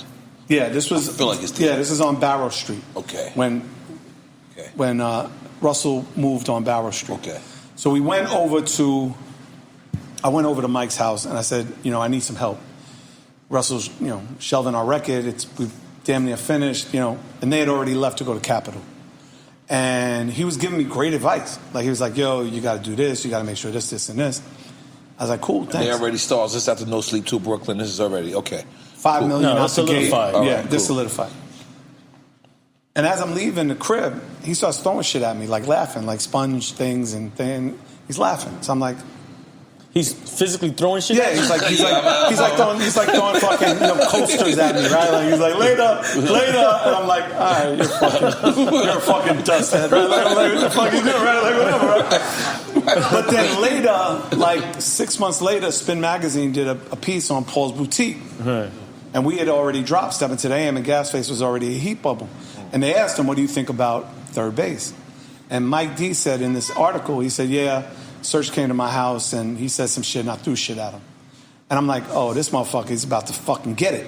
So then we went back in, we did Sons of Third Base. That's the first cut on the Cactus album. Because we wanted to let it known, like, yo, we're the motherfuckers. Like, if you're going to like white people in hip-hop, like some motherfuckers that are from the block. Right. Like, really like some dudes that are really... For real. Like, fuck with Alcatraz, for real. Right. You know what I mean? Because that's what we call... That's what we call Far Rockaway. Because it was only one way on and one way off. Right? So, the impetus of that battle, that beef, was that. And since then, we got cool. Like, I made peace with Yav before he died. Like, I had him on my syndicated radio show. Like, me and Mike are cool. And I did their book, and it's all love. But at the time, we felt like we had to be like the knights, like we had to be the white knight of hip hop. We had to save the culture, right? Because we felt like nobody's helping, blah blah blah. Get on the radio. He was like a black guy. You know what I'm saying? Where's black? This had to be a white guy who invented that. He was like, black hat is bad, so bad guys wear black. Must have been a white guy that started all that. Make the gas face for those little white lies, right? So when we did Pop Goes the Weasel, it was a simple philosophy for us. We're gonna take a huge fucking pop record, fucking Sledgehammer, and we're gonna fucking diss pop radio, and we're gonna diss everything they do. So if the record blows up and we go to pop radio, we can go in there and be like, yo, why aren't you playing this? Why aren't you playing that? While we're here, you're going to play this, and this, and this, and this, and this, and this. Right. It didn't work. Wow. We just became what we didn't want to be. And for me, my whole career was performing in front of black people. And within 6 months, I got white guys stage diving off my fucking stage. Like, I was like, the fuck is this? Like, I don't even understand none of this. Like, I don't understand what's going on. Like, what kind of fucking bizarro world did I just walk into, right? But for me, it's always been preserving black culture, and it's also been about representing, protecting artists. You know, it's always been that. You know, even, you know, and I'm going to pivot here, but even with like Timeless, with our podcast company, like we just did a whole series on Big Daddy Kane that's coming out. Kane owns all that content. I don't own it. I licensed it to him for 15 years. I paid him to do it. And we did it in immersive sound design. I spent almost a year negotiating with Dolby Atmos to understand the schematics of how the earpods work, how headphones work, so we could do 5.1 surround sound. So when you fuck with our podcast, you hear that shit. You hear fucking Kane in LG. You hear Kane on the block in Brooklyn. You hear when they're doing the karate kicks, watching the fucking kung fu movies on 42nd. Like, I wanted his story, Kane's story, to be more than the oratory. Okay. Like, I wanted you to be and understand the environment that he came from. Hi, I'm Chelsea Clinton, host of the podcast In Fact, where we look at why public health matters, especially now. What can we learn from other public health issues, and how do we do better? Each week on In Fact, I sit down with experts, activists, and a few surprise guests, from Jonathan Van Ness to DC Mayor Muriel Bowser to Jane Fonda, to explore some of the most important stories in public health. So please join me. Listen to In Fact on the iHeartRadio app, Apple Podcasts, or wherever you get your podcasts. Peace to the planet. Charlemagne the God here. And you don't want to miss Hello Somebody with Senator Nina Turner on the Black Effect Podcast Network. I love Hello Somebody simply because I love Nina Turner. She's fearless. I'm Nina Turner, hell-raising humanitarian, sister in the struggle, and recovering elected official. Listen to Hello Somebody every Thursday on the iHeartRadio app, Apple Podcasts, or wherever you get your podcasts. What's a new artist? I'm talking about, when I say new, I mean new artist. Yeah. That you fuck with. Maybe not signed, but that you listen to and appreciate and enjoy. Right now, probably the biggest artist I fuck with is this kid out of Philly named O.T. the Real. I fucking love this dude. He's a fucking monster. Really? There's another kid out of Atlanta that I fuck with heavy. A 21-year-old kid named Surf. He put out 3 mixtapes called Bad Human, Badder Human, and Baddest Human. And he put out a new EP called Sustaining Injury. That kid is fucking hard body. I love that kid. This is lyrics? Lyrics, but also his understanding of who he is at 21 years old and his storytelling. I fuck with him heavy. Think lyricism is dead? No, definitely not. I fuck with, you know what, who I just listened to and I love is Rob Markman. I listen to Born to Write and I just listened to his new album. It's crazy. Yeah, no, Rob is dope. You know what I'm saying? And like, come on, boy, Rob. Yeah. You know what I'm saying? So there's like a lot of new artists that I fuck with. I'm not. Let's make some noise for Rob Markman. You know what I'm saying? Like, I'm a rapper turned journalist here, journalist turned rapper. I'm not one of these dudes. I'll never be one of these dudes that gets stuck in an era. You know, Nielsen just did a report that said 98% of men and women over 30 stop listening to new music. Only 2%. And after 30, you only go back to the artists that you love. Right? I'm not that dude. I'm just not that dude. You know, I love I'm 50-50. Well, no, because you're still immersed. But when you think about becoming 30, 31, 32, and you're not in the music business, what does that become, right? It becomes responsibilities, it becomes jobs, it becomes family, it becomes children, it becomes debt, it becomes, you know, so you're not digging in the crates like you once did. Right. You're not going to Dat Piff anymore. You're not going to SoundCloud. You're not going to Bandcamp. Right. You're taking your kids to fucking day camp. You know, you're not fucking with other shit. I heard you talk about Clubhouse earlier. Yeah. You on Clubhouse? Yeah, I got the largest fucking club in the fucking Clubhouse. We have, it's called the New Money Moguls. Okay. And we have a meeting every Tuesday called Problem Solvers. It's with some of the greatest minds you've ever met. Leontine, who is the only woman to ever run Jordan Brand. Dante Simpson, who did eSpat TV, who did the Lil Nas X for Roblox and did Travis Scott. He did those 2 deals for Fortnite. Wow. He's on there. Mark Byers, former GM of Motown, who handles the Marvin Gaye estate, who handles all the consulting for Burna Boy. He's in there. Aria Wright, 20-year veteran at Diageo, knows distribution backwards and forwards. So we have about 500 to 600 people every week, and we solve them. We problem solve. What I'm tired of in Clubhouse, and I see this all the time, people want to talk, but they don't want to do shit. Everybody's an expert. But it's okay to be an expert. But be an expert and help. Like, I break down my life to this point like this. In my 20s, my 30s, my 40s, and now my 50s, all I do is learn. I continue to learn. My 20s, all I did was learn. I didn't earn. I didn't do anything else. I learned. I just studied, learned. 30s, I learned, I earned, but I churned. If you was fucking whack, if you were not benefiting my life, you were fucking out of here. Right. You'd get the Christmas card and you'd get the Hanukkah card and you'd get the New Year's, but you're done. 40s, I was learn, churn, and earn. I made more money in my 40s than I ever did my whole life. But now in my 50s, I churn, I learn, I earn, and I return. So problem solving is about, you got a business? What's your business situation? Oh, this is your business situation? Oh, well, that person's right here. He's in this room. Give him back. Bring him up. Right. Bring him up. Boom. So we do 3 things in problem solvers. 1 is we connect you with people.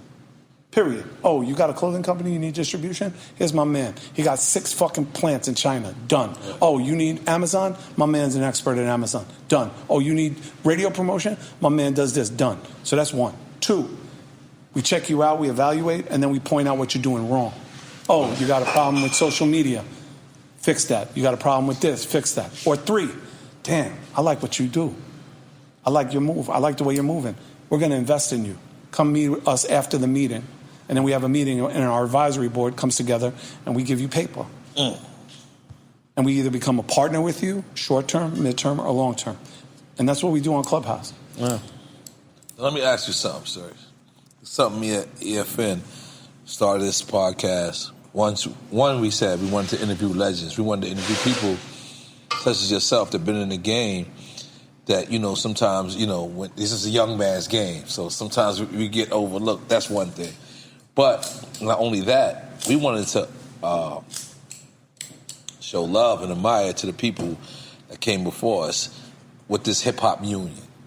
We really want to form a real hip-hop union where a person has 10 years or more and put this game in, and maybe he didn't, make it Jay-Z status. He didn't make it to like a SAG. Like SAG. Yeah, but SAG won't come. But I feel that's the easiest reference. Can I ask you a couple of questions, if you don't mind? Yeah, no problem. What's the purpose? In 1 sentence, what's the purpose? Purpose, we should take care of our own. Because I feel like hip-hop, one thing about you, when I look at you in all honesty and respect, I see you, before I see you as a white person, I look at you as a hip-hop person. And to me, hip-hop is a race in itself. Fact. If I would have to pick first, I would say I'm hip-hop first. And then I'm black and Puerto Rican. But hip-hop, because it's just, and I feel like there's a lot of people that's like me that identify that. Now, if you came in this game, and it's just like, if you look at these old documentaries, you look at this, that's why I was so glad you cleared up the publishing. But you look at it was this image of these people taking advantage of these kids and just eating off of them for the rest of their life. And them never being able, like, I just seen, I think OJ the Juice Man say that he has to die 10 years before he could even, his kids could even, he has to be dead 10 years before his kids could even think about owning the rights to his first album. So the short term is creating an opportunity for artists, both young and new, to establish some sort of funding where they are protected short, mid-term, and long-term. So the process, if I'm hearing you correctly, for the sake of clarity. No, but I think you need to let me finish, because the thing about it is this. So we might have two different visions. I want to tell you mine. No. The thing about it is this, is you being from Far Rock. Far Rock, for people that know, is probably one of the hardest, toughest. Oh, and shout out to another kid, Bobby J from Rockaway. That kid is a fucking monster. Okay, Sorry, no problem. One of the hardest places in Queens. But the thing about that is, most people that will make it from Far Rock, most people that will get this opportunity, they're seeing a number in their face, and they're not thinking about calling a lawyer. They're not thinking about calling a manager. They're thinking about, like what you said, get them out of the projects. Like you are. I think you said, I said that. Or it's like what I lovingly refer to as homeboy management. Right. And you got from Queensbridge to 40 Projects to all these different places that these people have these talents. And when they make it to a certain level, it's people who does take advantage, right? But look, let's remember why we started the conversation. We started because there was pioneers getting sick without having health insurance. Right. That's how we started the conversation. Yes. So what I was saying, like a SAG that gives access to insurance, to health insurance, maybe starts to create some kind of retirement fund. Right. But I say SAG because SAG is as much as you put into it is what you kind of get out of it. Right. Because not everybody's going to be, so is top tier artist. So is what Rocky Bucano's doing at Hip Hop Museum with putting the top floor Shout for out to the Universal Cool Hip Hop Herc, Museum. Coca Rock, giving them permanent housing. That's the one in Brooklyn or the one in the Bronx? In the Bronx. In the Bronx. I'm an ambassador for them. Right? Okay. So what Rocky's doing is similar. Is he's creating lower income housing for people there permanently, right? So it's that. He's also creating housing for Theodore, for Coca Rock, so they never have to pay rent ever again for him and his families, right? That's fire. We need to hear more about these. But then we need to fucking have Rocky on here. But the point is, didn't Wendy Day do that with the Rap Coalition? Didn't she do that in trying to take care of, Cash Money, trying to take care of right? Yeah, but we want to take care of the whole culture. But what happened? What happened to Wendy Day? What happened? She definitely got sidelined. Right. Not only get sidelined, she got silenced, and then the people that were supposed to take care of her didn't take care of her. Right? So a union only works if the people that are buying into the union continue to support the union. Right? So the reason why SAG-AFTRA works is, you can be in the union, costs you $100,000. Right? So it's counting for the masses to be exactly but that's like back in back in the days, the unions and the cement industry didn't work. But there's a couple of my people that I know that's from a certain area. They came and they made these union work. Right. To make make these union work. And here's the other part of it. But and I don't like to say but. The other part of it that is the vital part of it, right, is that if you take an artist like Jay-Z, and he said, I'm charging motherfuckers for what they did to the Cold Crush, right? Right. That line is only as powerful as what he actually gives back to the Cold Crush, right? So we were talking about Cold Crush. We were talking about, right? Mm-hmm. So on my podcast, the end of episode 1 with Kane talks about the most influential MC in his life. You're going to bug out because we've been talking about is Grandmaster Caz, right? So in the end of the episode 1 of the podcast, he starts to recite Caz lyrics from a park jam that he heard on a 4th generation cassette tape like it was written yesterday. Right. So we interviewed Caz. And I said, Caz, do you remember these lyrics? And he's like, shit, that's what I call classics. And he starts rhyming them. And I leaned back and I said, fuck, what if something happens to Caz? Them lyrics disappear. We got to make a record. We got to make a record now. And it's got to end the first episode. So we did, right? And we gave it to him. Publishing, royalties, everything. Gave it to him. 100% his. Sell it as an NFT. What the fuck he just said. Mm-hmm. And so May 9th, NFT auction for that record. So that's the union. That's the union. It doesn't have to be organized. It has to be curated and executed. And it doesn't need to be 10 people in a room to argue about what you want and you want. It's just fucking do it. Right. Fucking do it. Problem solver. That's why I did problem solver. You and I can sit here. He can smoke weed all day. You could drink all day. We could fucking philosophize all day. It's the action. Do it. Right. So here's my small contribution to that. Right. It's one thing, but it's the first record Caz ever owned. 100% of for life. I don't own it. I gave it to him, and the record fucking is a bop. That shit ain't some corny fucking. No, that shit is fucking a fucking smash. Play it. You got it lined up? Turn that shit up. Turn that shit up. All right. Turn that shit up. We're talking to Caz to come on Drink Champs soon. Yeah. We're going to hook that up. You know what I'm saying? So to me, that's the answer. You know, I think we do a lot of philosophizing in hip hop, right? We grew up with the idea of how do we create something that is ideas into curation, right? Got a great director, Gil Green, here, right? He takes ideas, right? Family Gil will take words and create amazing images on screens, right? And I love you, brother. Right. But he can't do what he does if he sits for 6 months on a fucking idea, because then they're going to move forward. Right. It's curation, execution, direction, done. Bang, bang, bang, bang, bang. Right? Right. So do it. Don't worry. Don't think about it. Do it. Right. How do you execute? How do you curate? How do you do it? Just do it. You just do it. So you're saying for each individual to do their part as best as they can. Because obviously what we're talking about, why can't we have a SAG? Why can't we have a union? Why? Because hip-hop can't have something that big? Can't have something that organized? No, they can. Are we really boxing? Because boxing is that we brutal. don't have the resources or... Boxing is that brutal. They don't got shit. That's to an bullshit. extent. To an extent. Like do you know when SAG started? No, tell me. 1905. You know who the first person in SAG was? Charlie Chaplin. One of one. Yo, it starts with one.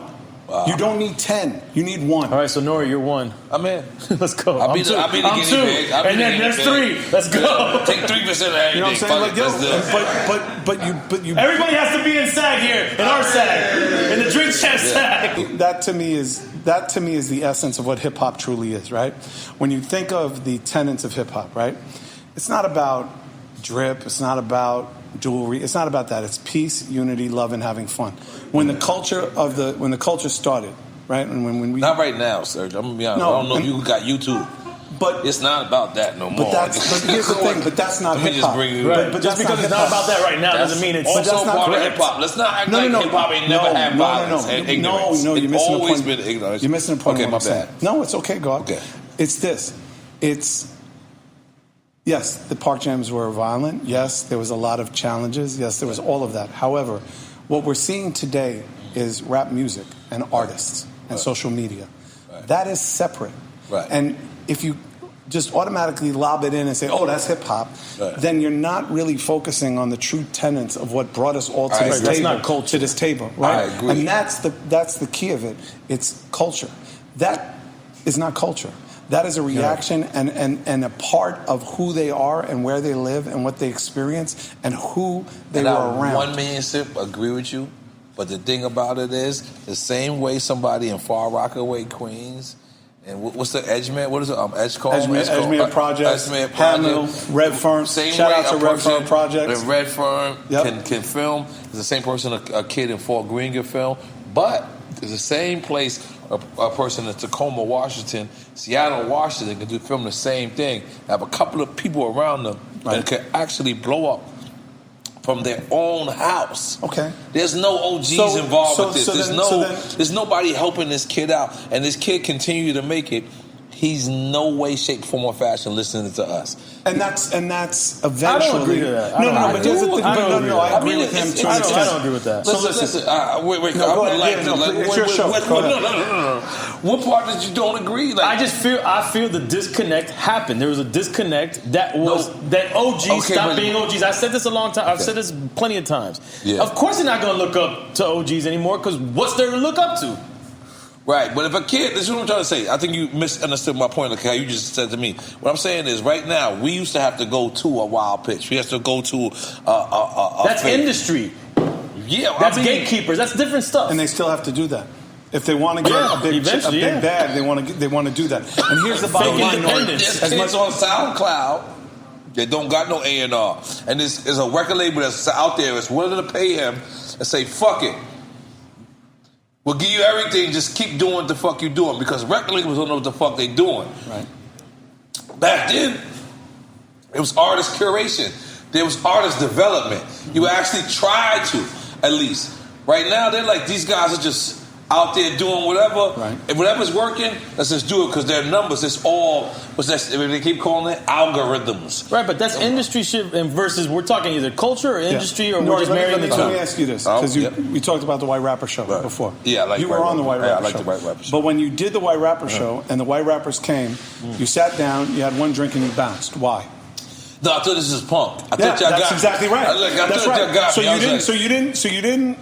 Because we just did a white rapper reunion on my podcast. Oh, right? that's We had them dope. all there. That's dope. And they all asked me the same thing. They said, "Damn, did y'all hate us?" Right.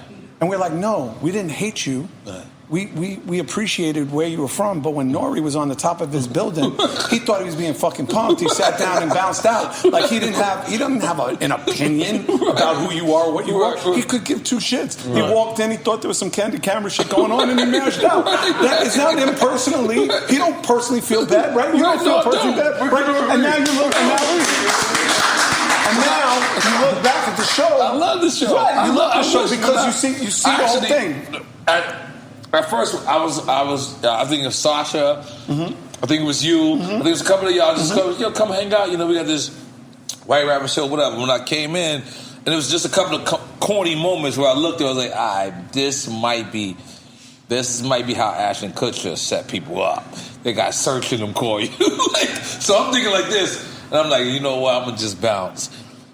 When I look back at the whole episode and the whole season in its entirety, I wish y'all would have told me, like, yo, no. So I wasn't there. It was a dope show. I love the show. What I loved about N.O.R.E.'s episode was, so I wasn't allowed to be anywhere near them. Do you know why? Because it would have been just about me and him for about 3 hours, right? But they wanted the engagement. It was the same thing with Joel Santana when they went to meet Joel's up, and John Brown gave him the fucking burnt card, like he made a fake card and handed him this fucking cardboard card. Joel did the same thing. He sat down, ate his food, fucking looked at his watch, and mashed. There was no, because we wanted original. We wanted to see what was going to happen. Organic. And organic. Right. And now that you look back, right, and you see N.O.R.E.'s reaction, because N.O.R.E. literally went, all right, I mean, he slapped the table and was like, fuck it, I'm gone. I'm done. Strike the set. We're done. It's out of here, right? Yo, and the best part about that was it was N.O.R.E. being N.O.R.E. Yeah. And I'm so glad I'm here with you because I really have to share this with you. When I took you on the road on promo, every single radio station said the same thing after you left the studio. Is he interested in doing radio? Does he want to host a radio show? Every single one. Right now, every single one. Because he was amazing on radio. I have never... I don't like to use finite words. You'll see that I'm working on my wordplay. I don't like to use finite words, but I can use it in front of him. I've never had an artist go on the road where program directors, OMs, GMs were listening and then came back and said, is he interested in a career in radio? But he liked it. Hot 97 offers you the morning show. Yes, I know. Yeah. And it's why this transition to this and why you and this. You saw the vision. I remember when you called me and told me, yo, and I didn't, I'll keep it a buck. I didn't know what the fuck you were talking about. I didn't know what you were talking about, but you said, podcast, the podcast. And I'm like, what the fuck is a podcast? Who the fuck cares about this shit? You're a fucking genius. You're a fucking, and I have my company and my wife and I, because it's not me. There's no more Searchlight. The name of the company is 4MC. It's the name of my wife and my children. Because it's about this, right? And it's about what you guys built for me. So what I did in the streets of Far Rockaway, you did here for me. You returned your energy to give me an opportunity. Let me say one thing, right? Because I do use Google now. At first when we started this, I didn't use Google. But when I Googled you, it was so enlightening and it's so fun because the first 2 words of your name is MC. Always. I'll never drop that. So when you hit Google and then you type in MC, there's only a couple of other people who pop up. Do you know who those people are? Probably MC Hammer. No? Yes. Okay, MC Hammer. Okay. Who's the other person who would probably... MC Light? No, probably not Light. Light didn't come up immediately. No, MC, I would probably say... you know what, the name that pops in my head is probably, and it's not that, it's probably MC Ren, but it's probably not Ren. It was MC Shan. MC Shan. Queens. Yo, and I don't know, because Google is It's an person who you are. But you know what? One of the things, it is biased. It's definitely biased. That's the word I was looking for. But let me tell you something, and I want to talk about this for a second because Queensbridge deserves all its flowers. God damn it, let's get all its flowers. But in the podcast we did with Kane, we started to talk because we interviewed all the people that he came up with that were, obviously still with us. Right. And we started to talk about Lafayette Gardens in Brooklyn, LG. Here's the list of producers and artists that came out of LG. Easy Mo B. Wow. Witch Doctor, who did Ramen is Fundamental, who did Biggie, all right? Mr. C. A.B. Money from Rapping is Fundamental. It can be argued, and then obviously Kane spent a lot of time there, but it can be argued. It's not right or wrong, but it can be argued that LG is probably just as dope as Queensbridge. Wow. I never looked at it like that. Now, I'm not saying it's factual because there's also a point of it where after 88, 90, 91, 92, you had the surgence of Queensbridge with Nas. Like a generation. With Hot Day, with Mobb Deep, and so on and so forth. But you look at LG. And Marley Marl, let's not forget Marley Marl. No. But the thing about Marley is Marley technically didn't live in Queensbridge, which I found out. He had a house near Queensbridge. He moved to Queensbridge to produce. But paid in full, he did admit on his. Yes. He paid. He right. did. No, absolutely. Bridge, right. Projects. So it's interesting to me because even with me being a Forrest Gump of hip hop, I didn't connect that. Right. Cool V is from LG. Wow. You know what I'm saying? Like, so you're talking about Cool V. Homie, Cool V. Yeah, DJ Cool V. Better known to y'all as Kamasa Von Lee, or, you know what I'm saying? Like, called so, the Vegas. Right. So it could be argued, and that's the fun that I'm having with my podcast. Is that I'm now looking at it, oh shit, I should do a whole podcast I'm gonna just on let LG. you know you on a guy who's affiliated to Queensbridge. You're not going to win this argument on this podcast. No, first of all, Queensbridge wins the argument. And I'm from Left brother, I'm from Far Rockaway. Of course this shit ain't never going to fucking win that argument. How fucking proud was you to see that Nas won a Grammy recently? Like, I'm out chilling. I've never watched the Grammys. They never invited me. What the fuck I want to do that? Like, I'm a hater. Right. Like, I'm a hater when it comes to shit like that. You don't invite me to your shit. Fuck it. I think your shit is whack. If you don't invite me to your shit, I don't give a fuck. That's just who I am. But so I've never got invited to Grammy. Even my hottest, like I think they invited me and took it back. I was like, I'm not sure. so I never had that dream, right? But I've made that level, but not. I felt like, and then recently, we're just sitting there. They're like, "You're going to watch the Grammys?" I'm like, "No," but I wake up the next day and they're like, "Yo, he won." I'm at a restaurant. We're in Billy's. We order all the crab legs. I drink all the champagne. Give me all the champagne I got, and I do a blog and everybody, and it was like, because I'm not from Queensbridge. I'm from Left Rack City. But I got a lot of love Left for Rack or Iraq?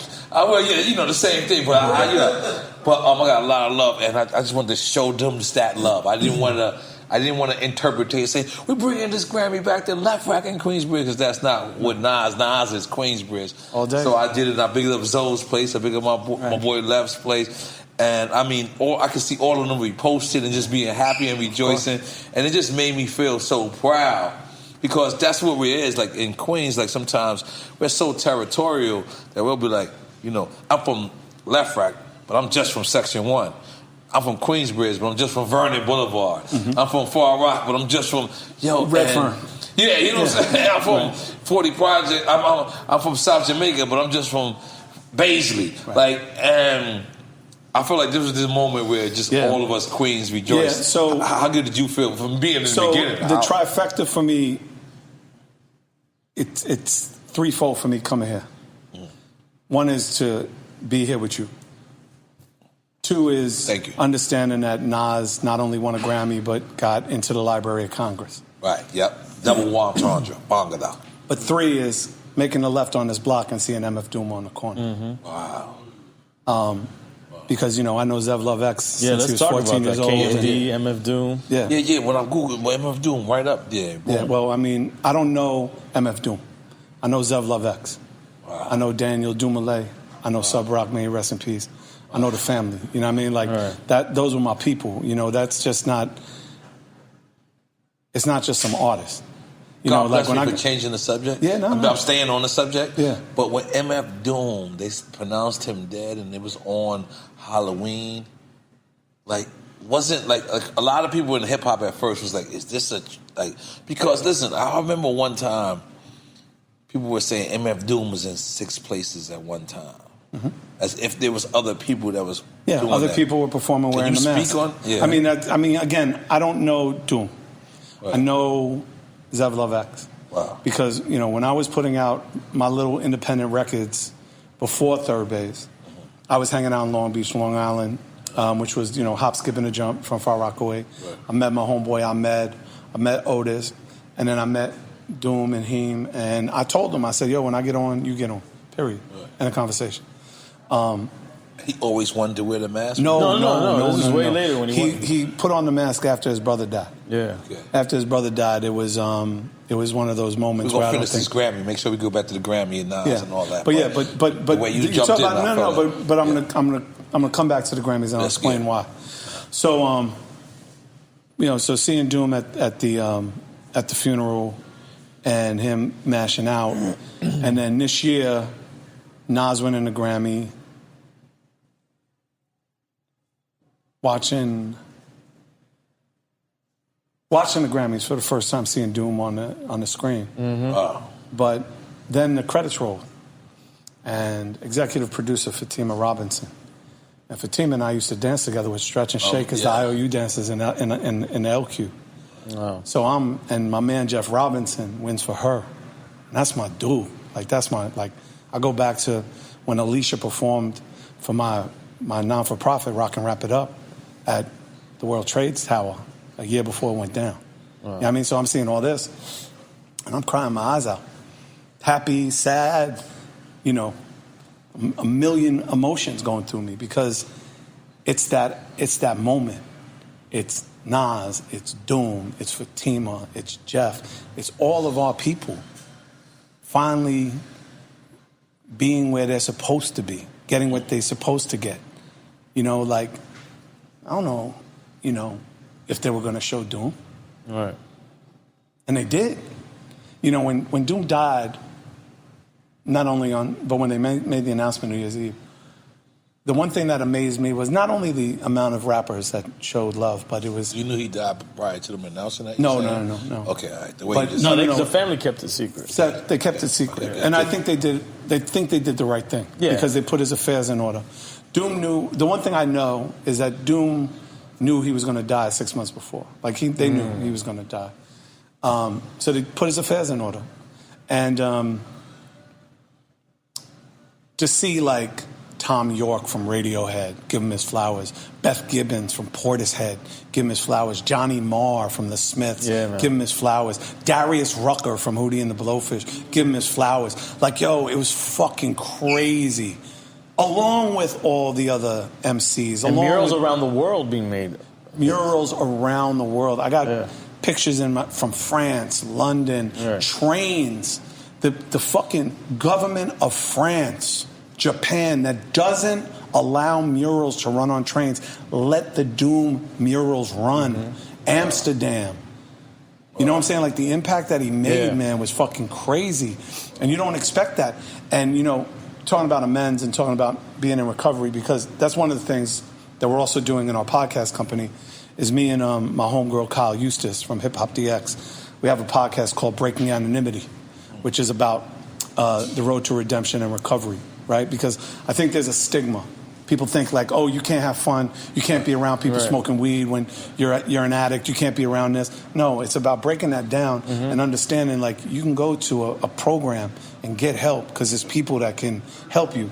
You know what I mean? And so we have like amazing artists, Danny Boy from House of Pain, Frank Gallagher from the Talking Heads. Like we have these amazing Slain talking about their road to recovery.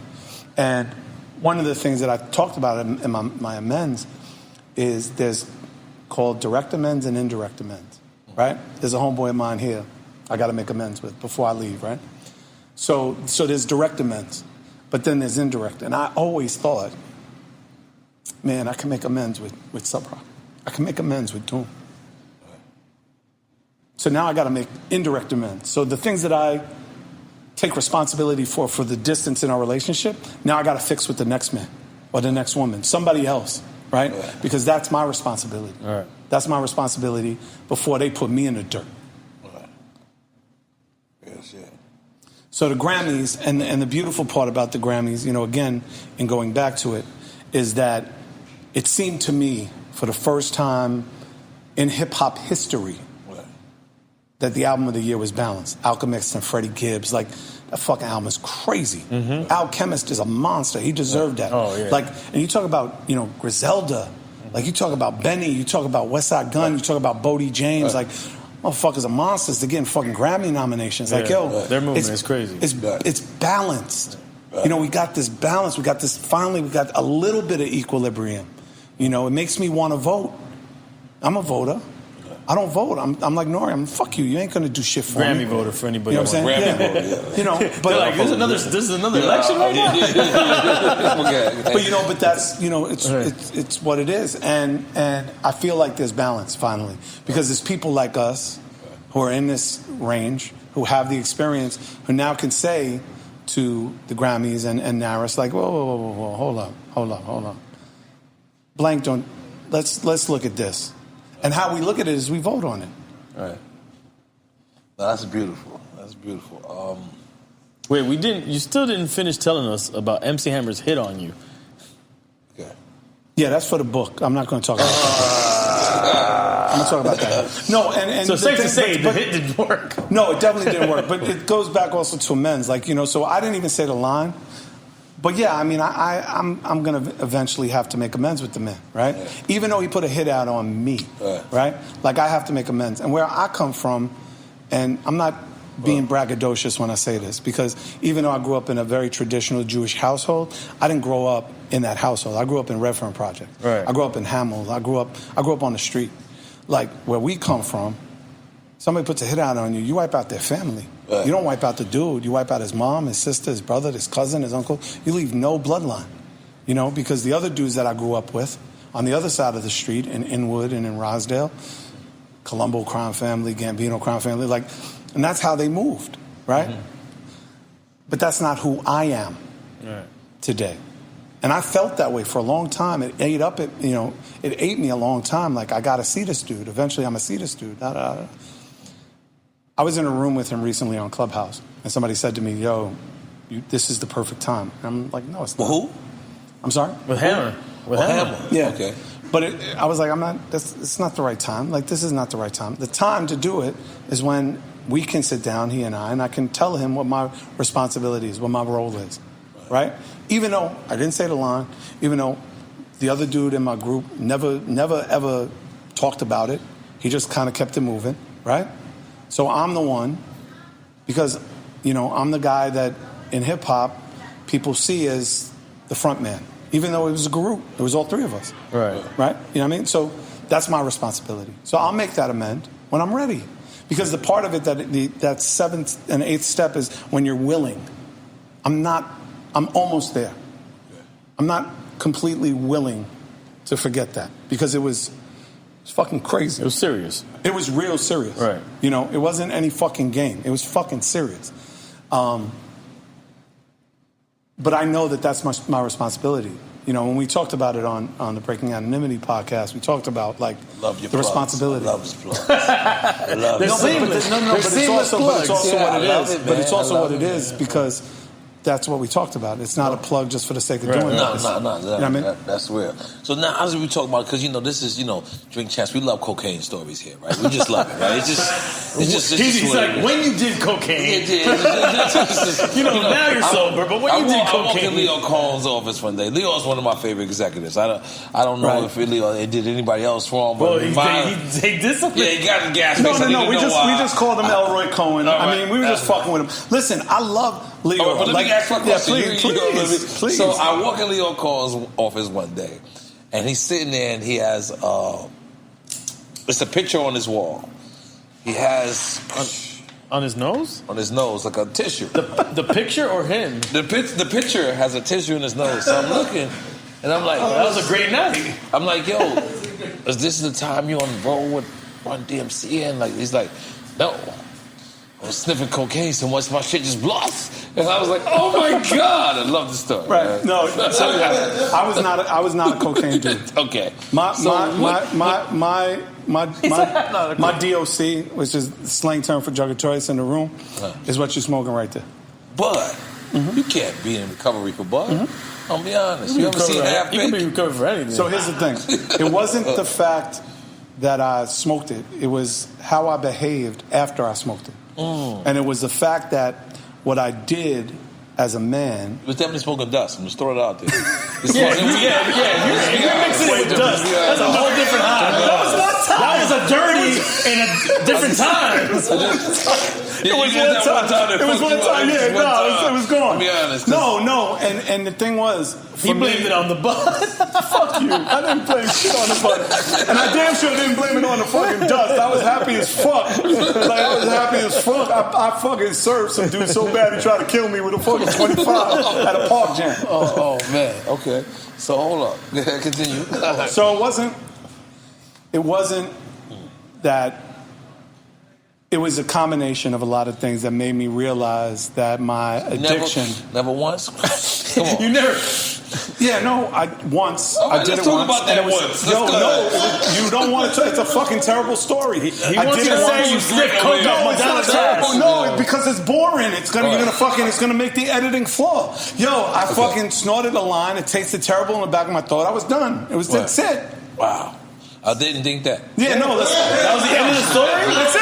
That's what I'm saying. It's fucking terrible. But with Bud, right, with my drug of choice, when I got to a place where I realized it was a problem, it wasn't that it was the weed itself. It was the behavior that I was attached masking. To right. Okay. So what I learned in recovery was that after I got rid of my DOC, is I had to start looking at who I was. And started to peel back the onion of my authentic self. So I started to look at my character defects. I started looking at the things that made me a fucked up individual. I started to have to look at the things because I would smoke and then I was fucking a zombie. I was a zombie to my children. I was a zombie to my wife. I was a zombie in life. I was a bad businessman. I was a bad partner. I was all from weed. All from weed. Because what it did was it didn't allow me. The weed didn't allow me to deal with my personal issues. Right. It didn't allow me. It was a crutch. It was totally a crutch. It was a bad time. But it was. I'm gonna be honest. What years we talking about? They had cocaine in your shit. I'm just throwing it out there. You probably didn't know. I'm just being honest. They laced your shit. Everything is safe. You're okay. I stopped using. This is not called using marijuana. My clean. I got this from a doctor. My clean. A doctor? Yes. Dude, alcohol is legal. You don't think it's worse than weed, bro. So, great, and let's be really clear. And I want to Great. explain something for the sake of this. Absolutely. I'm not saying that marijuana is bad. Right. If you can smoke it casually, that's great. Right. I think you should smoke and fucking stay smoking. I think it says in the scriptures, the Most High gave us all of these plants on the planet Earth for you to use. I'm saying that the word is not in there, is he didn't give us all these plants for you to abuse. Right. And I abuse them because You took a mess tab or something. You took a mess tab. Come on, let's just keep it real. None of that. No, and I'm not trying to bring down You're the room. taking ownership of what your experience was. It can't be just weed. It was. You never seen half baked? Of course I saw half baked, brother. But for me, you ain't in here. But for me, brother, Come on, he smoked weed in the crack pipe. Let's leave him alone, bro.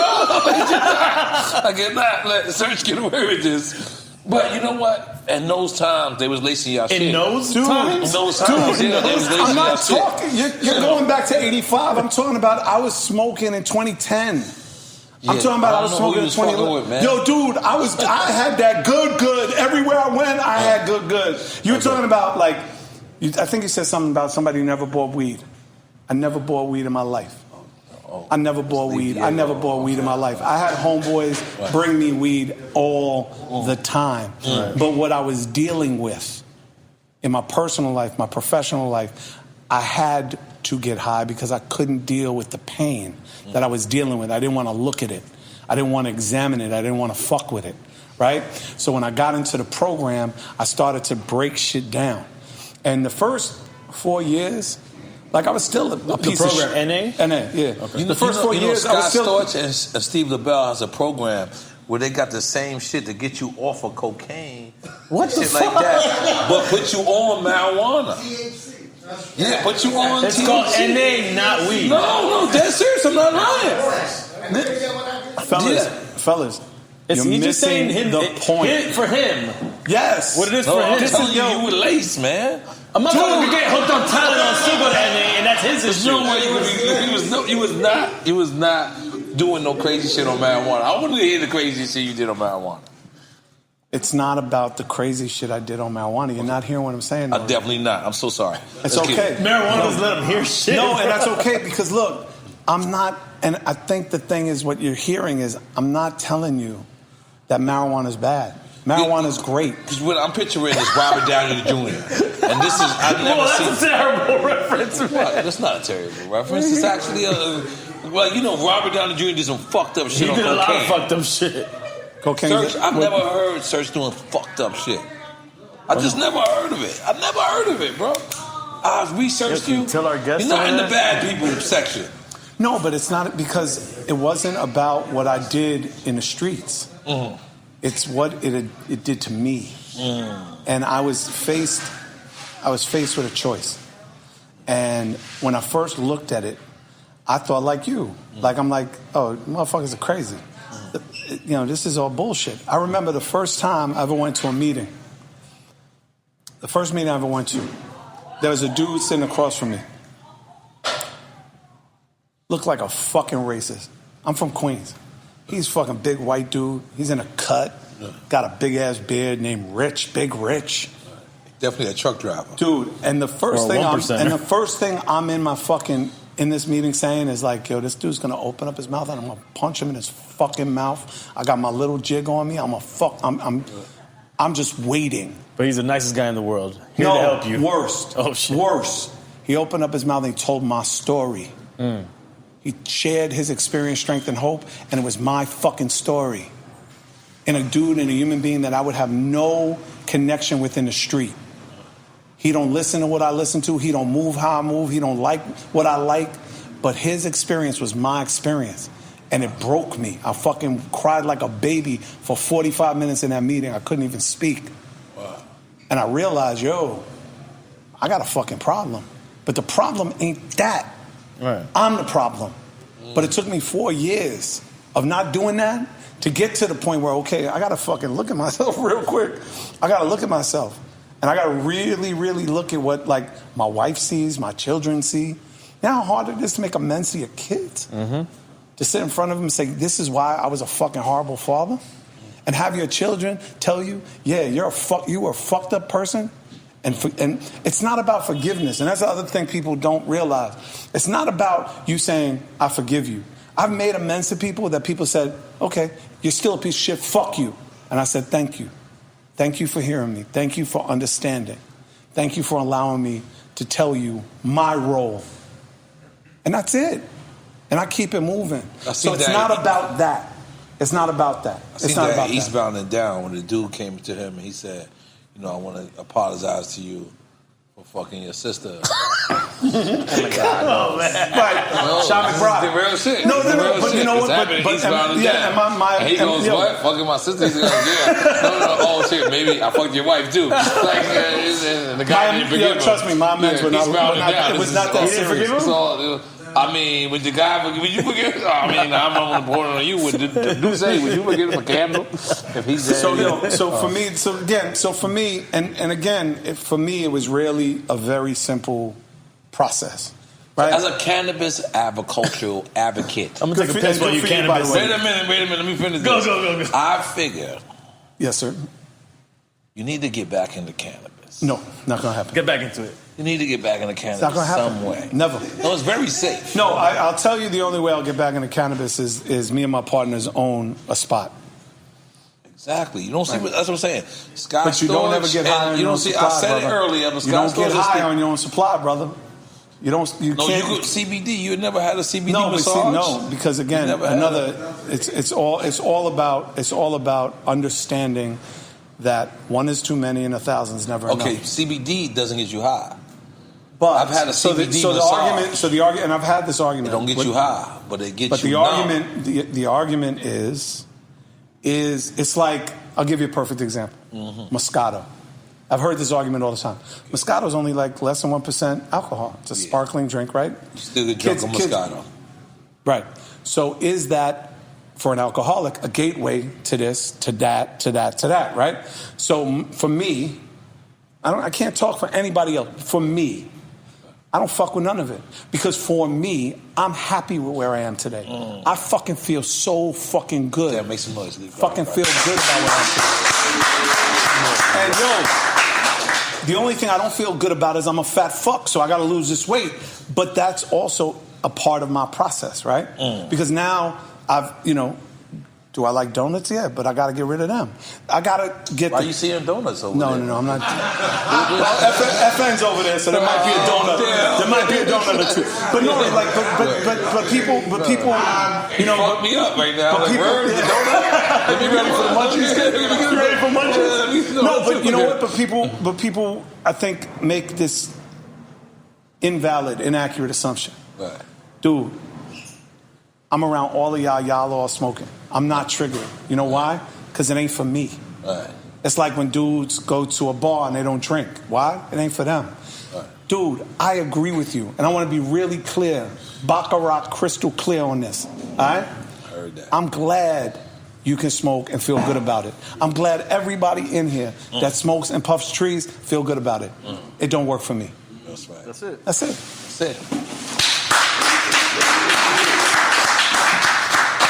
I want the fucking noise for that, and that's real. That's real. That's good shit. But I'm gonna pop. No, I think you got to go with the gold. Are you taking a shot? Go with the gold. Come on, bro. Taking a shot. I took 3 Take already. the gold and then after that the platinum. You know what I mean? But I'm gonna be honest. Can I ask you a question? Can I ask you a question? Yes, you can. All right. So this is what I want to ask you about CNN, right? So after the war report drops, you do 450,000. Nobody expected you to do none of that, right? Nobody did none of that, right? Yeah, war report. Yeah. Did you ever feel like there was going to be a part of you that was missing if you went solo? Was there ever a part of you that was like, damn, when my man went away and all of that, I shouldn't do an N.O.R.E. album. I shouldn't continue making music. I should hold off and wait, like the way like M.O.P. might have done or way other people might have done. Was there ever part of that you that said, you know what, I gotta fall back and hold off? Nah. No, that was a decisive answer. Nah, because it was like, oh shit, Peter Rosenberg. That's Peter. You cool, Peter? Love Peter. All right, cool. That's my dude. Let's see. I don't know. Another great Jew in hip hop, by the way. All right, let's see if he picks up. I don't know what he just sent me. I don't know. Let's see if he picks up. Did somebody call Peter and tell him I was here? Is that be fucked up? Look. It's against the violation. MC Serch. Yo, he's sleeping and shit. You look like you jerking off. Come on, you're embarrassing me right now. Hey, you know what Sean Pecott says, right? Men shouldn't fucking FaceTime each other. That's a violation. Peter, what up, man? How you, Pete? Hey, man, what's going on with you? We doing drink champs? Drink champs. Hold on. Shout out One Heck is Dead. You gotta hold the phone. Come on, sir. You gotta hold the phone, sir. Yeah, put it to the. No. Wait. Talk to him. Yeah. I don't even know what the fuck. This is some weird shit. What up, Pete? How you? Serch, you don't FaceTime with men like this. No, it's definitely a bad look. Uncle Taco. Hey, man. Did you guys start yet? Yeah, we're in the middle of it. Yo, we're at like hour 3 already. I think we're coming up on the 3rd hour. So and Kane is coming to see you on the 27th. I know you're happy about that. Yeah, we got you. I'm looking forward to it, man. So what's up, man? Chilling. I just want you to feel awkward now and have to sit in this. Nah, fuck that. Yeah, here you go. Here's N.O.R.E. Yeah. Oh shit. N.O.R.E, when you get a minute, watch the clip I sent you. I just wanted to make sure you thought it was funny and that I wasn't talking shit. All right, cool. Because I got jokes back, so that's okay. Don't worry, just in case. Hey yo, wait. Hold on. Sorry. Chag Sameach Pesach, brother. Oh, that's what I'm talking about. I'm about to be down with the Jewish Illuminati too. Hey, put me down. That's a funny story. The Jewish Illuminati. Jewish Illuminati. When I was doing radio in Detroit, I get a call to the newsroom. Yo, sir, Sean is on the phone. Oh, Sean. And I'm like, Sean Poe? Sean Poe? Yeah. I'm like, yeah. Sean's Orthodox, right? Wait. So he was about a year and a half. So I'm like, we got to record this. It's got to be live for the Serch, morning can I stop show. you for 1 second? Yes, absolutely. Let me just ask you one thing. You can ask me whatever you want. Because you say you are inebriated. You are out of this world. Inebriated? This is a word I made up. It's a word I made up. And I'm using it. It does not affect you. Smelling this, drinking that. Nope. Can you open up a bottle of champagne? Of course. You can open it? I want to feel like you from Queens. But listen, don't fuck this up. He's a new Mr. Lee. Brother, can I just tell you? Can you open up a bottle of champagne? I'm a fucking Jew, dude. You don't think I know what the fuck I'm doing with this bottle, man? Let's be clear. Let's see if you still got it.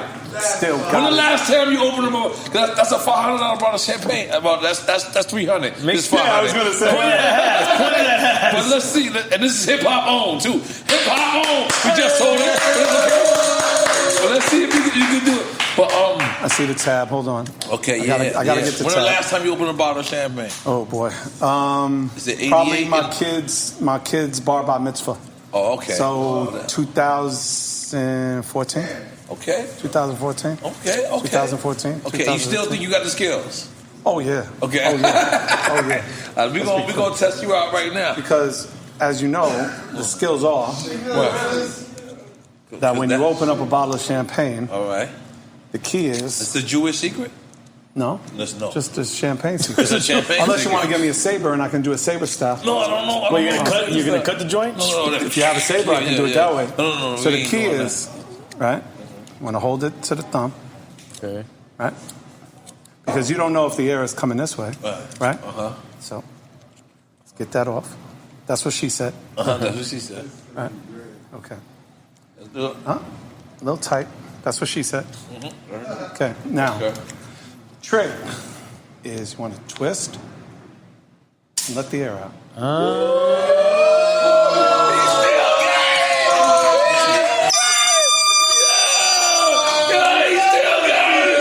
not gonna lie. Yo, he might have embarrassed a lot of people in here. Yo, listen.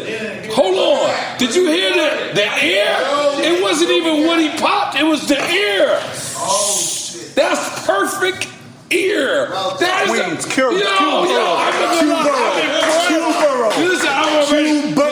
I'm not gonna lie to you. Thorough. No, I'm not gonna lie to you. Fucking did you hear borough. that? It's like he was opening a regular bottle. A Somali ear. That's what the guys who come in. A Somali? I know.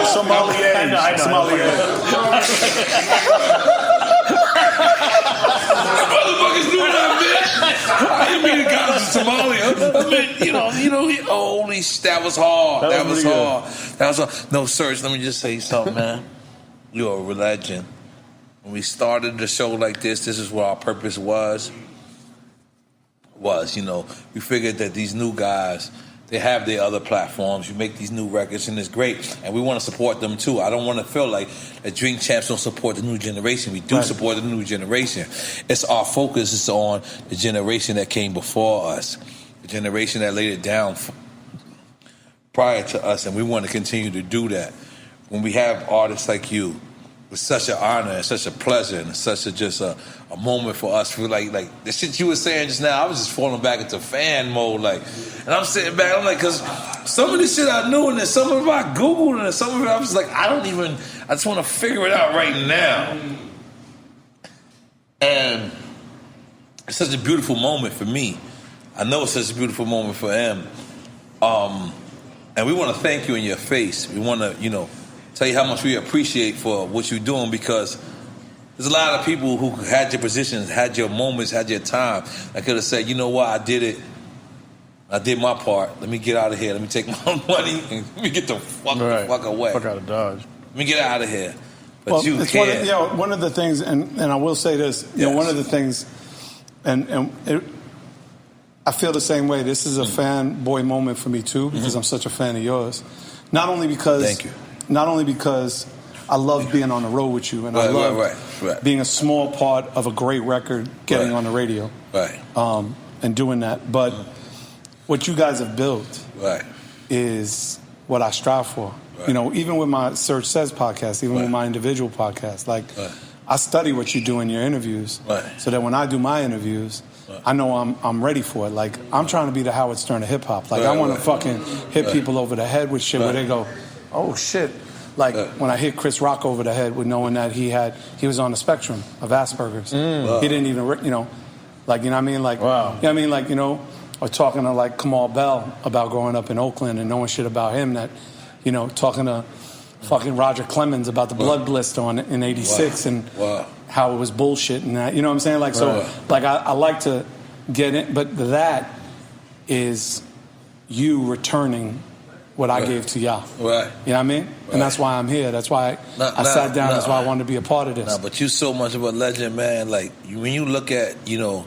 But I did want to say this real quick. I'm sorry, because you said something about artists. I got to keep bigging you up. You got to stop me bigging you up. Stop letting me not big you up. Like, I see how humble you are, but we will unhumble you today. When we build Nouveau, when we build Nouveau, right? One of the things I told... the liquor company, that's right. When we built Nouveau, my philosophy was real simple when I went to the company. I said, I want to create my department to help artists and do integrations so that they don't have recoupment on their videos. So we're going to pay for 100% of their videos and only take 10% of the time. Dope. Right? I remember that. In 3 years, 2008 to 2011. I got pissed now. It's my people. We gave Atlantic Records $2.6 million. We gave Def Jam $3 million. We gave Capitol, we gave Sony, we gave RCA millions of dollars. And I'm not saying we didn't make it, because we did. Right. We sold Nouveau with 2011 to Diageo for $376 million in 4 years. I'm about accelerating opportunity. But my philosophy was simple. Give to the artist. Make sure that this company benefits artists first and foremost, and then everything else will come back. Right. You know, it's just like what the God says, born to born, right? That 10th degree, that knowledge has to come back. So what you guys are doing for people like me, and the reason I was able to make my joint venture with Sony, is this is an example. Well, we're all building off each other's backs. Right. And that's the point that we've kind of been talking about the whole time, regurgitating over and over again. Yeah. And it's also, you know, goes back to your union. It goes back to all the people that are here that make this show possible. Your engineer, the sound guys, the guys that you know, compromise their time. Right. You know, the one most valuable commodity we have beyond money is time. We don't ever get it back. This, you know, whatever time it is now, because I don't want to date it, because it might be evergreen, this content. Right. The time we have now, we never get it back. So let's manufacture our time to equate to greatness. Right. You know what I mean? Because everything else is bullshit. Everything else don't mean shit. You know what I mean? We can drink all the wine that we want. We can smoke all the weed we want. But if we don't maximize our time and doing what you're doing and doing what, you know, what the fuck is it for? No, it's true. It's true. It's true. Let me ask you something real quick about Searchlight. Because I swear to God that I've seen Searchlight forever. Did you sell the company? Mm-mm. I closed it. The only thing that exists now is Searchlight Publishing. Because there's just too much. I mean, we got Nas, you know, that we administer. But we also work with Ashley Rose, who's an amazing writer. She wrote for 7th Streeter, Chris Brown, Bodie James, who's down with Griselda, did the Versace tape, you know, he's down with that.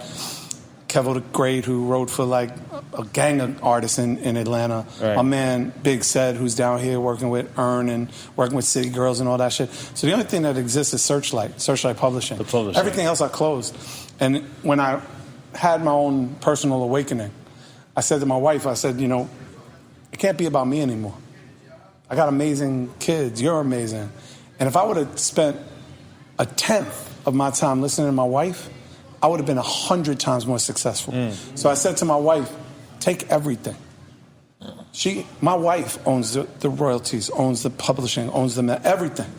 And if I want to do something in business, I talk to Chantel first. I can't make any decisions anymore. Chantel's a black woman? Yep, black and Puerto Rican. Get it right. Cool. From Elmhurst. Get it right.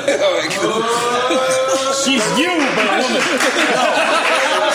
and she don't smoke, and she don't drink. You see what's going on? Gary Owens. Come on, you see Gary Owens right now? Yeah. They asking you, is Gary Owens still invited to the barbecue? I thought that was hilarious. Yeah. So I'm with my bride 33 years. Right. So when I created 4MC and I made it about the kids and I made it about my wife, it's because that is my sun, my earth, and my moon. And if I would have, and I know he got it in him. It's just something about blacks and Puerto Ricans that got it in him. My wife she could sit down with you for 5 minutes. 5 minutes. She'll walk away from the table and say, don't fuck with him. Right. Or the opposite, fuck with him. Right. And I used to say this, come on, you don't know she what had you're good talking instincts. Right. No, not Beyond good. that. Beyond that. Right. Beyond that. And if I would have just spent 1/10 of my time with her saying, you're right, I would have been 100 times more successful. 100 times. So now, the last 5 years of my company with 4MC has been 50 times more successful than it's ever been in the 25 years prior. Because I look at her and I say, what do you think? And she says, give me all the information. She says to me, and I'll start talking, and she goes, Michael, land the plane. Land the plane. And then she says, I want to meet him. And if those two things don't happen, it just doesn't happen. Beautiful. And I know you got it too. Make some noise for your art. So what's next? What's next for motherfucker? Well, you know, what's next, honestly, is Timeless Podcast Company. Right. You know, I believe... It's a complete network? It's a joint venture that we did with Sony and The Orchard. Nice. It is a entire organization. I believe that the titles and the colloquialisms that we put on our culture is fucked up because we are not classic, we are not old school, we're not legend, we are timeless. So I call everything I do timeless. Timeless Podcast Company, Timeless distribution, and the Timeless Podcast Company is about telling our stories, but telling it in a way that will live forever. Right. And one of my favorite things to listen to in the archives, radio archives, is Orson Welles when he did the broadcast in 1940, War of the World, Theater of the Mind, and I wanted to do that times 100. And when I heard Kane's story, and he started blessing me, because that's really what Kane did. I mean, he blessed me with 9 episodes of just shit he never talked about. I said, it can't be just this. I want to hear the fucking leaves rustling on his block. I want to hear, he grew up across the street from Divine Sounds. I talked to Disco Richie about what people do for money. And we built the sound design all around that. You know what I'm saying? So when you hear it, and even created at the beginning of our show, Immersive Sound Design, we have a trademarked, registered sound effect that was built in a studio, my man Epic and Sugar Studios, that was built to encapsulate everything you're going to hear, everything that you hear. So everything that we do in Timeless Podcast is based on immersive sound design. And we have amazing partners. And you know, obviously, so there's that. It's called Did I Ever Tell You the One About podcast? Did I Ever Tell You About Big Daddy Kane? It premieres April 26th. We got Serch Says podcast, which is just an interview, you know, kicking it with people. We have the Breaking Anonymity podcast, which is coming in the summer. We have Line for Line, which you're going to love. It's 2 MCs talking about how much they influenced each other. So the first season is DMC and Chuck D. Wow. Here's a little treat for you. I'm gonna bang your head with this one. Get a little more sauce. I'm gonna bang your head. The original name of Run DMC. The original name. Daryl wasn't supposed to be in the group. DMC was not supposed to be in the group. It was just Joey and Jay. May he rest in peace. Right? Joey said, hey, I know you got some rhymes. Come to the studio. Just come to the studio and kick the rhymes. And they did Suck MCs. Right? He's saying that to DMC. Right. Right. Russell says to Joey, if this doesn't work out, we're going to call the group Run the MC because it'll be Run. But after Daryl kicked his verse, Russell was so happy they called it Run DMC for Daryl McDaniels. And he blessed us on our podcast. We're the first people that he tells the whole story. That's what Timeless is about, man. It's making this shit evergreen so that when people look back And we're going to talk to the newer artists, and we're going to talk to them. And, you know, we have another great show that we're lining up and all of that. But the Timeless Podcast Company is about this. It's about making our stories evergreen, making them last forever. And Kane is the first iteration of that. Damn, make some noise for that.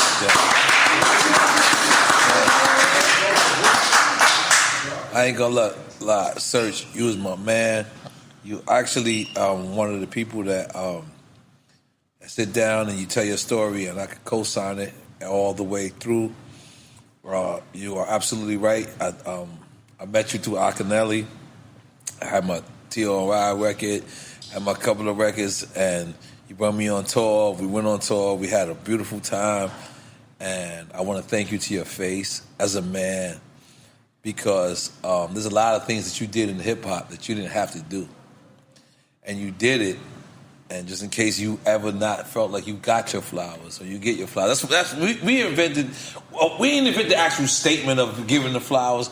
We made it famous in hip-hop. You cemented it. In hip-hop because I could just remember, like, and it was so beautiful, like today and yesterday. I just spent those 2 days just watching all your videos. And I'm like, yo, my man had rhythm. You got more rhythm than me on the low. I ain't gonna lie. Like, when I looked, I said, I don't know if I could have did certain shit that you was doing.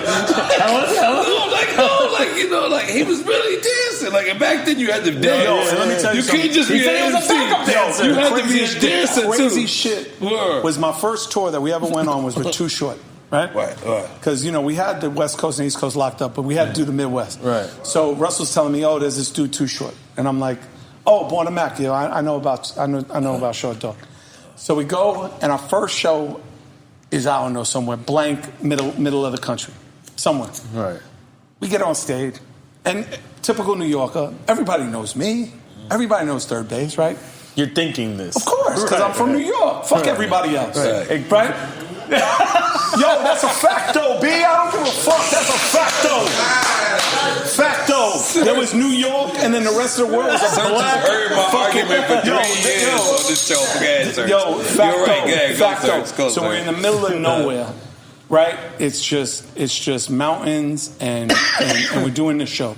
And Too Short, it's all love. Yo, hey, player, blah, blah, blah, blah, player. Yo, what up, man? All right, go do your thing, man. I'm going to be on stage and watch you do your thing. Yo, I'm talking about the crowd they were like, you know, they were polite. You know, they were polite. And they kind of knew our records from BET and your MTV rap. Yo, I went out there dancing my ass off. I'm grabbing girls. I'm dancing. And crowd starts getting with us. So, everybody, all the homeboys and out. Right. Crowd, we leave. We're like, Too Short. Crowd's going crazy even before he touches the stage. Too Short walked across the stage and went, bitch! And that's all he did for 45 minutes. And annihilated us. We got back to the bus. There was like 3 people there. And his bus, it couldn't even leave. So I'm like, he must have this city on lock. We'll go to the next one. It was Oklahoma. Same shit.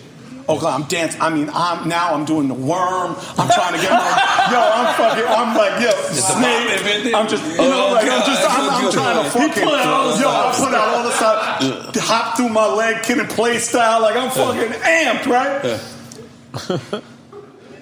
Bitch! That's when I knew. So there's 2 times when I knew that New York wasn't shit. That was A. And B. And facto. And I love you to death, but it is what it is. But the second was when we went on the road, Public Enemy. So it's Public Enemy, Digital Underground, Queen Latifah, Native Tongues, right? We get down south. And I used to love to go to the side of the stage and see the lineup. Because it would usually be ba ba ba ba ba, or Kane, then Kane and Public Enemy, or Third Base Public Enemy. We get down south, Baton Rouge. Ba ba ba ba ba ba ba. Third Base Public Enemy, 2 Live Crew. And I'm like, there's got to be a fucking problem here. And I go to Chuck. I said, Chuck, they fucked up the lineup. He understood. They fucked up the lineup. He's like, no, they didn't. I said, yeah, they did, man. You're fucking Public Enemy. He's like, watch. Yep. And I said, watch what? Fucking 2 Live Crew, they got 1 record. He said, Serch, shut up and watch. And we got to the side of the stage. We perform, crowd goes crazy. Public Enemy performs, crowd goes crazy. And then all of a sudden, the cops come in. And then all of a sudden, 2 Live Crew hits the stage. And Luke says, hey, they ain't going to let us say our words, so you're going to say them. Hey, we want some pussy. And they didn't have to say one word. I've never seen a dance like this in my life. The upper row, they were doing like fucking musical chairs around chairs. Fucking 10,000 people. Hey! So they didn't even do the record. They didn't even do Me So Horny. They didn't even do that. Then he goes, they're going to say this word, so, I'm like, what the fuck are these records? Yo, these motherfuckers did an hour of records I ain't never heard before they got to Me So Horny. And I feel a tap on my shoulder, and I turn around, it's Chuck, and he says, you always let the hottest group close. So, fast forward, we're in Europe. We're doing Public Enemy Third Base World Tour. We have the #1 record in the country of Gasface. At the time, the Queen of England was trying to pass a law called the poll tax, P-O-L-L tax. And basically what it said was Parliament was trying to say, okay, every person in every household has to pay a flat tax of £2,500. Now, if you're a blue-collar worker, and you got mom, dad, 2 kids, 10,000 pounds, 40,000 a year pounds, it's fine. It's not a big deal. But in the Trinity neighborhoods in Brixton and South London, they had 12, 15 people living under a roof. Caribbean families, they couldn't afford that fucking, they're not even bringing that home. It was civil unrest. I mean, it was like Black Lives Matter before Black Lives Matter. I mean, fucking barrels burning in the streets, no poll tax, all of that. We go to Brixton Academy, which is like one of the oldest theaters in London, in Brixton. I look at the Public Enemy Third Base, right? So I'm like, oh, okay. Flavor, I'll never forget this. So this is this old rickety building with the base, the building shaking. Flavor gets on top of a 6 stacked set of speakers and doing his Flavor dance, and this thing is rocking like this. Like, I thought he was going to kill himself. The crowd is going crazy. Trinity's, Caribbean heads, everybody. It's in the middle of Brixton. We come on stage, crowd goes crazy, right? We're going to end with Gasface. Everybody, MC Serch, I cut off the music. I said, yo, Black Cat is bad, and I'm screaming it as loud as I can. Black Cat is bad luck. Bad guys wear black. Must have been the same queen that set up the poll tax. We couldn't even finish the song. They ran into the streets. It was crazy. Next day, London Times, Third Base gives the queen the gas face. Crazy, right? Crazy. We tour the country. We come back. We do Wembley. 160,000 people. Biggest show I ever seen in my life. Well, the tennis shit, Wembley? No, that's Wembley. The thing. This is Wembley. This is Wembley Arena. All right, let's go. All right, it's like 140, 160,000 people, and it's Third Base and PE. Right. But I go out there and we do Gasface, and before my even verse comes on, the whole crowd, Black Cat is bad luck, bad guys wear black, must have been the same queen that set up the poll tax. Crowd went crazy. I learned from those guys that you always let the hottest group close. And when we went on tour on Third Base and we found out about N.O.R.E and we found out about Cypress, when we were on the West Coast, we let them close. All right. N.O.R.E on the East Coast. Yeah, but they were the hottest on the West. They was hottest on the West, okay. Gee, all right, now, I also saw one thing, too, that you said you knew Bushwick Bill from Bushwick. Oh, yeah, from Brooklyn. Bushwick Bill's from Bushwick? Yeah, that's why they called him Bushwick Bill. It makes sense. I thought they were from Texas. Come on, man. DJ Premier from Texas, too, but he's from Brooklyn now. Yo, that fucked me up. Because we see that with Jay Prince. Yeah. I spent Scarface pretty Bill moved. People can move, man. I'm from LA. I didn't know Bushwick Bill was from Bushwick. No, that's different. Like, I thought that was, it did make sense when you said it. Right. But I was like, wait a minute, I thought they were all from Texas. Well, they eventually were from Texas. They're all so from you Houston. knew him from Brooklyn. Yeah. How the fuck did you meet Bushwick Bill and Boogie? Just from being around the scene in Brooklyn. Like I told you, I'm the fucking Forrest Gump. I was everywhere. Like I was fucking everywhere. So I met Bill when I was with the Bad Boys. Inspector Gadget. Remember that record? So that half the dudes were from Bed-Stuy, the other dudes were from Brownsville, and we just bumped into Bill. Wow. And yeah, we just became cool. And then like maybe 6 months, a year later, he moved to Houston. Okay. Bushwick Bill's originally from Bushwick. Yes, sir. That's why they call him Bushwick Bill. Maybe that's why. They traded. Fucked me up. They traded Premier for Bushwick Bill. I don't know. A hell of a trade. That's a hell of a trade. It's a fucking great trade to me, man. Fuck it, man. Yo, let me tell you something, Both legends. Both legends. Rest in peace, Bushwick Bill. Man. I can't thank you so much, my brother. Like, wow. So do you know I was going to ask you not to smoke weed here, right? Yeah, it was going to happen. No, I know. That's why I didn't ask you. yeah. But I just want to let you know to your face that I love you. Yeah, I love you too, my brother. And I hope we exchange numbers, and I hope we get to break of course, bread. Man. Yes, listen to me, bro. You are what we call a legend. You are what we call a hip-hop aficionado, or a person that stood through the test of time and is still standing here. We want to tell you that to your face. We talk about you like that when you're not around. We want to talk about you like that when you are around. The stories, the like interviews, it was crazy because I just came from New York and I missed my flight. I was supposed to go to LA and then come here. But it was great because I did 2 days study on you. So I'm just keep rolling up. And I'm like, I'm trying to figure out when, and this would be my last question now. Yeah, sure. All right. Because when I can look at people time capsule of this game, I can say this motherfucker hated hip-hop at here. When I look at my own shit, I know when I hated hip-hop. Oh, wow. I look at other people's shit, I know when they hate it. Definitively, I could not. If, you could correct me if I'm wrong, if there was ever a moment that you did just say, this is not what I signed up for, this is not what I wanted to be a part of. When I looked at the footage that is available, and the Googles that is available, was there ever a moment where he was just like, man, this is not it. This is not what I want to be a part of. Or was there ever one? No. Never. No. Never. This culture gave me everything. Okay, so was there any point where you was disappointed? You can't tell me no on that. No, yes. When Vanilla Ice and Hammer were on the radio and our people. I respect that. Were not on the radio. I respect that for me was heartbreaking. I always tried, and again, I don't like to use finite words, but I'll use it here.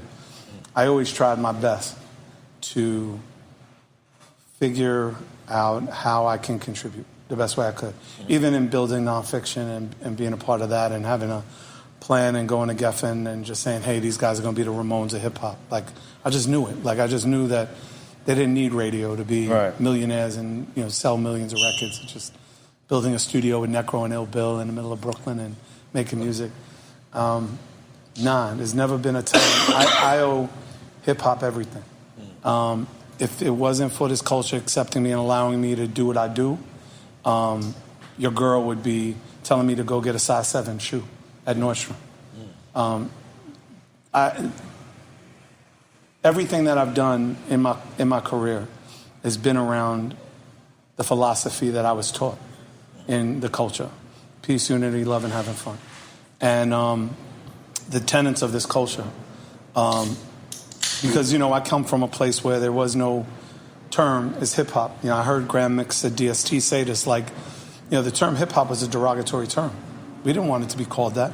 When I was coming up, it was kids dancing in the street, writing their names on the walls, DJing in parties and rapping in the street. There was no thing. I think the New York Times called it that, or the New Yorker. We didn't want to call it that, but we adapted, right? I owe this culture everything, man. I don't know what I would be a shoe salesman. I'm sure I would be selling something, but I would not be where I am, and I would not be able to afford the life that I have and I would not be able to afford the family that I have. But no, and I still look for new music, and I still love new talent, and I still try to get up on shit before anybody else. I got a crew of homeboys that we call, and I'm like, yo, you up on Marcus Craft? Oh, you up on blah, blah, blah.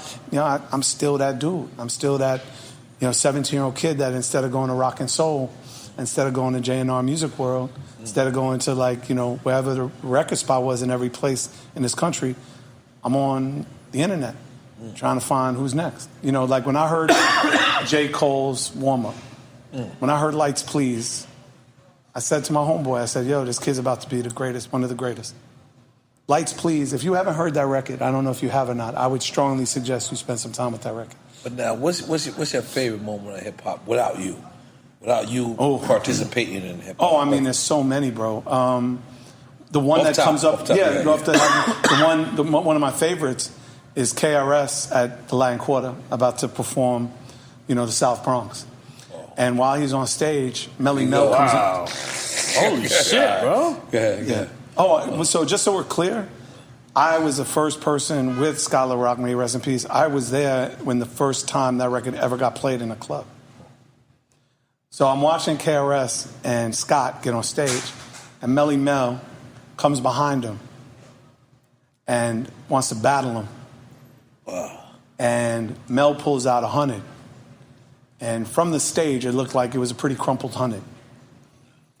And Chris said, 100? And he turned to Scott, and Scott handed him a band, 1,000. He said, how about 1,000? And then fucking South Bronx came on. It was the South Bronx! Crowd went fucking ape shit. And that was the whole Originally battle. wasn't a disc record to Queens. It originally was not. No, not at all. Okay. It was just stating the fact.